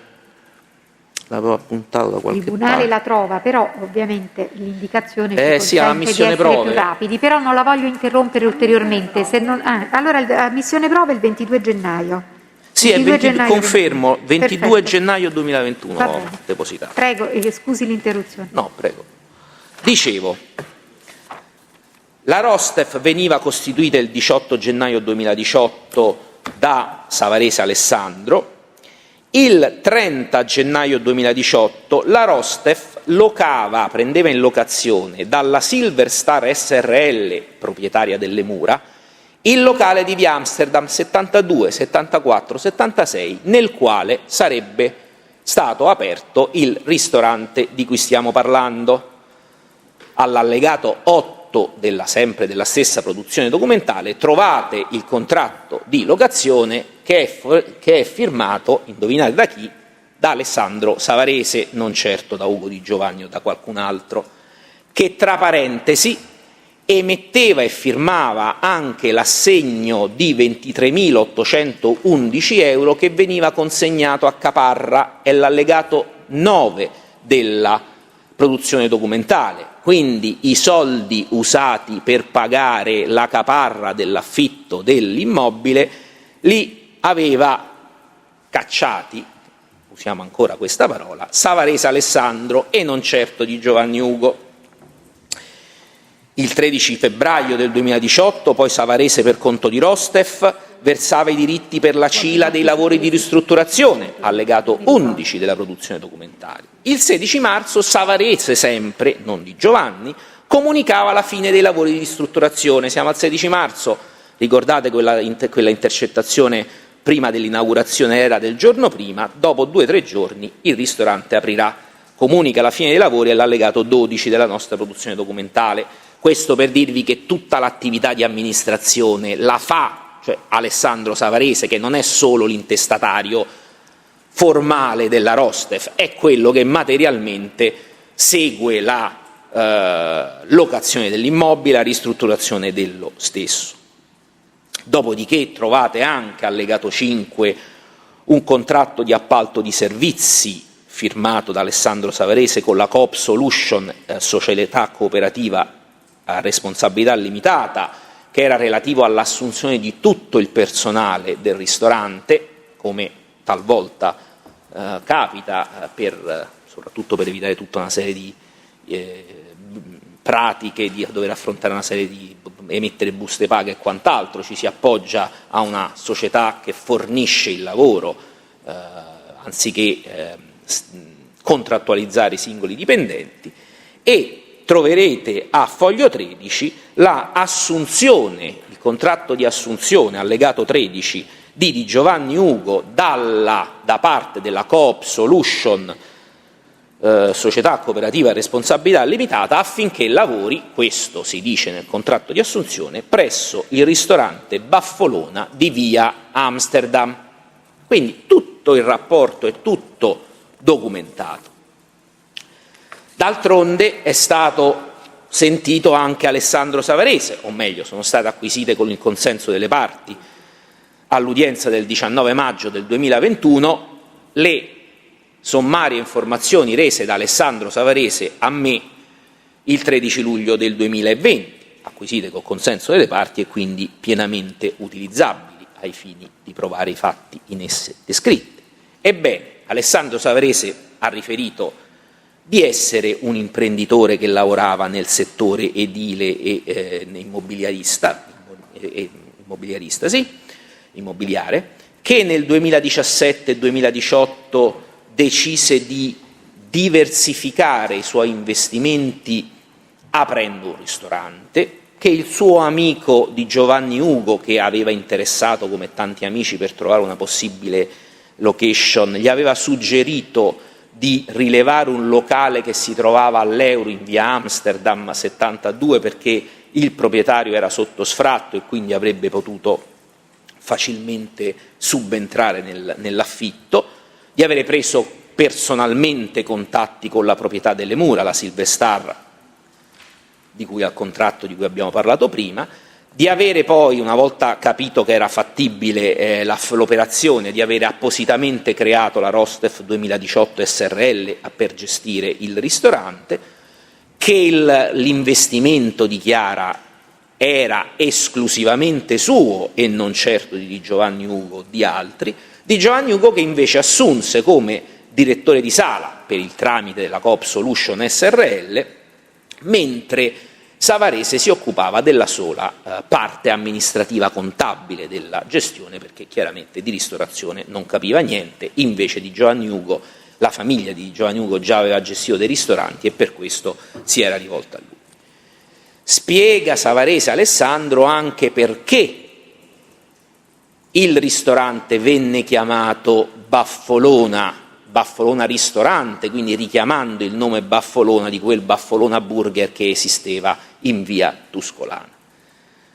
Spiega che Ugo Di Giovanni gli aveva suggerito per aiutarli nell'avviamento del locale da Daniele Caroccia, suo amico da tempo, amico suo intendo dire di Giovanni, che effettivamente prestò il suo aiuto, fu anche regolarmente assunto per il primissimo periodo, quello necessario per avviare il ristorante, che gli propose una sorta di franchising. Dice Savarese, la percezione che io ebbi è che Carroccia voleva lanciare il marchio Baffolona per farne in futuro un franchising, quindi mi disse: vabbè, ma tu sfrutta l'avviamento della mia azienda, così fai partire il ristorante e poi successivamente parleremo di soldi per questo, se va bene ovviamente.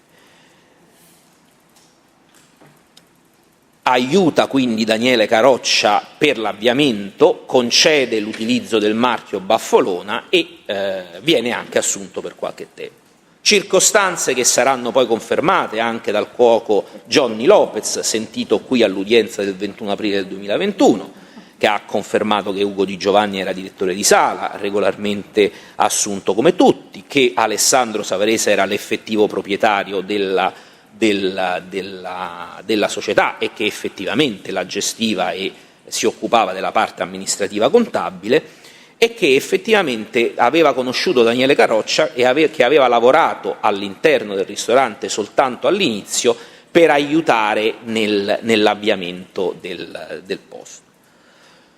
Conferma ulteriore può essere venuta anche da Aloise Alessandro, che, sentito il 19 maggio del 2021, Aloise Alessandro è l'amministratore di quella Coop Solution, società cooperativa a responsabilità limitata, che aveva contrattualizzato con la Rostef la fornitura del personale di sala, insomma, e di cucina, conferma di avere concluso questo contratto, di avere parlato con Savarese della vicenda, che gli era stato presentato peraltro da Carroccia, perché la Coop Solution forniva la forza lavoro anche al ristorante di Carroccia, e che Di Giovanni Ugo era uno dei dipendenti senz'altro assunti per lavorare presso il ristorante di via Amsterdam. E io direi che a questo punto risulta provato, ma proprio al di là di ogni ragionevole dubbio, primo, che il ristorante di via Amsterdam 72 era gestito dalla Rostef 2018 SRL e non certo dalla Baffolona Burger SRL, secondo, che proprietario della Rostef 2018 SRL era Alessandro Savarese e non certo Ugo Di Giovanni o qualcun altro, terzo, che Di Giovanni Ugo era semplicemente direttore di sala del ristorante di via Amsterdam e che aveva contribuito all'avviamento dello stesso, cose che la procura sapeva da mesi, perché tutta questa documentazione fu già prodotta al Tribunale del riesame, che è per questo che annulla la misura, e è stata riprodotta in udienza preliminare. Però mai nessuno si è preso la briga di andare a vedere come mai il ristorante, che secondo l'imputazione provvisoria, che poi si è cristallizzata in quella definitiva, doveva essere gestito dalla Baffolona Burger SRL, in realtà apparisse gestito da diversa società, che è la Rostef 2018 SRL. E allora, tornando al capo di imputazione e tornando agli assunti che la procura vi propone di verificare per affermare la penale responsabilità di Di Giovanni per il reato di cui al capo 44 dell'imputazione, dovremo dire, primo, che non è vero che Baffolona Burger SRL gestiva i ristoranti di via Amsterdam 72 e via Tuscolana 969, perché Baffolona Burger gestiva solo il ristorante di via Tuscolana 969 e non quello di via Amsterdam. Dovremmo dire che poiché per espressa ammissione dello stesso maresciallo Recchio, Di Giovanni Ugo con il ristorante di via Tuscolana non c'entrava nulla, e in nessun modo e nessun elemento consente di affermare che nella gestione di quel ristorante Di Giovanni Ugo fosse coinvolto, non potremo che concludere che Di Giovanni Ugo era del tutto estraneo alla gestione, alla proprietà delle quote della Baffolona Burger SRL, della quale quindi non era proprietario di fatto, e pertanto, non essendo proprietario di quelle quote, non vi è stata alcuna intestazione fittizia. Dirò di più: Ora, io non so se la Procura lo abbia ipotizzato, è necessario uno sforzo proprio di maieutica per poterlo supporre, ma forse si potrebbe pensare a questo punto che Di Giovanni Ugo fosse non proprietario di fatto di quote della Baffalona Burger SRL, ma proprietario di fatto di quote della Rostef 2018 SRL, e che quella a Savarese Alessandro fosse una intestazione fittizia. Ripeto, non è che sia stato detto da nessuna parte, però volendosi sforzare del motivo per cui si continua a insistere sull'ipotesi accusatoria, potrei provare a ipotizzare questo. Ora, io non entro nel merito perché effettivamente non ci sono prove che sia così, e guardate che anche quelle 3 intercettazioni di cui abbiamo parlato sin dall'inizio sono tutte e 3 puntualmente spiegabili alla luce della discolpa offerta dal Di Giovanni e delle prove documentali e testimoniali, perché, riprendiamone un attimo, quella del 15 marzo in cui il padre afferma che il figlio lo hanno assunto come direttore di sala, è esattamente quello che viene dimostrato documentalmente. Di Giovanni Ugo faceva il direttore di sala alle dipendenze di Rostef 2018 SRL. Quella del 7 aprile in cui in carcere fra Gaglione Raffaella e Michele Senese, nella quale la prima dice Ugo si è cacciato questo ristorante, ben potrebbe voler dire che Ugo lo ha lanciato, lo ha aperto, lo ha avviato, perché effettivamente ne ha curato l'apertura e l'avviamento insieme a Daniele Carroccia, quindi potrebbe essere spiegato così. E per la verità anche la terza, in cui quel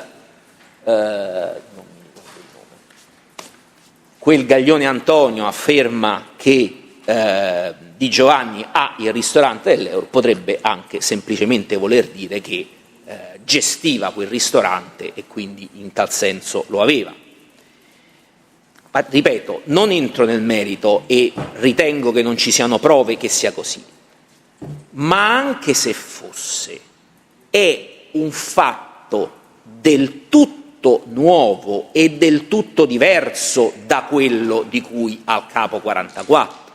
Perché al capo 44 a Di Giovanni Ugo viene contestato di avere il 4 maggio 2017, Rostef nasce a gennaio 2018, quindi non era proprio possibile riferire questa data alla fittizia intestazione di Rostef, che avverrà 8 mesi dopo, di aver intestato fittiziamente le quote di Baffalona Burger, e si tratterebbe delle quote di Rostef 2018 SRL, e si contesta di averle intestate a Roncilenia e le avrebbe intestate a Savarese Alessandro.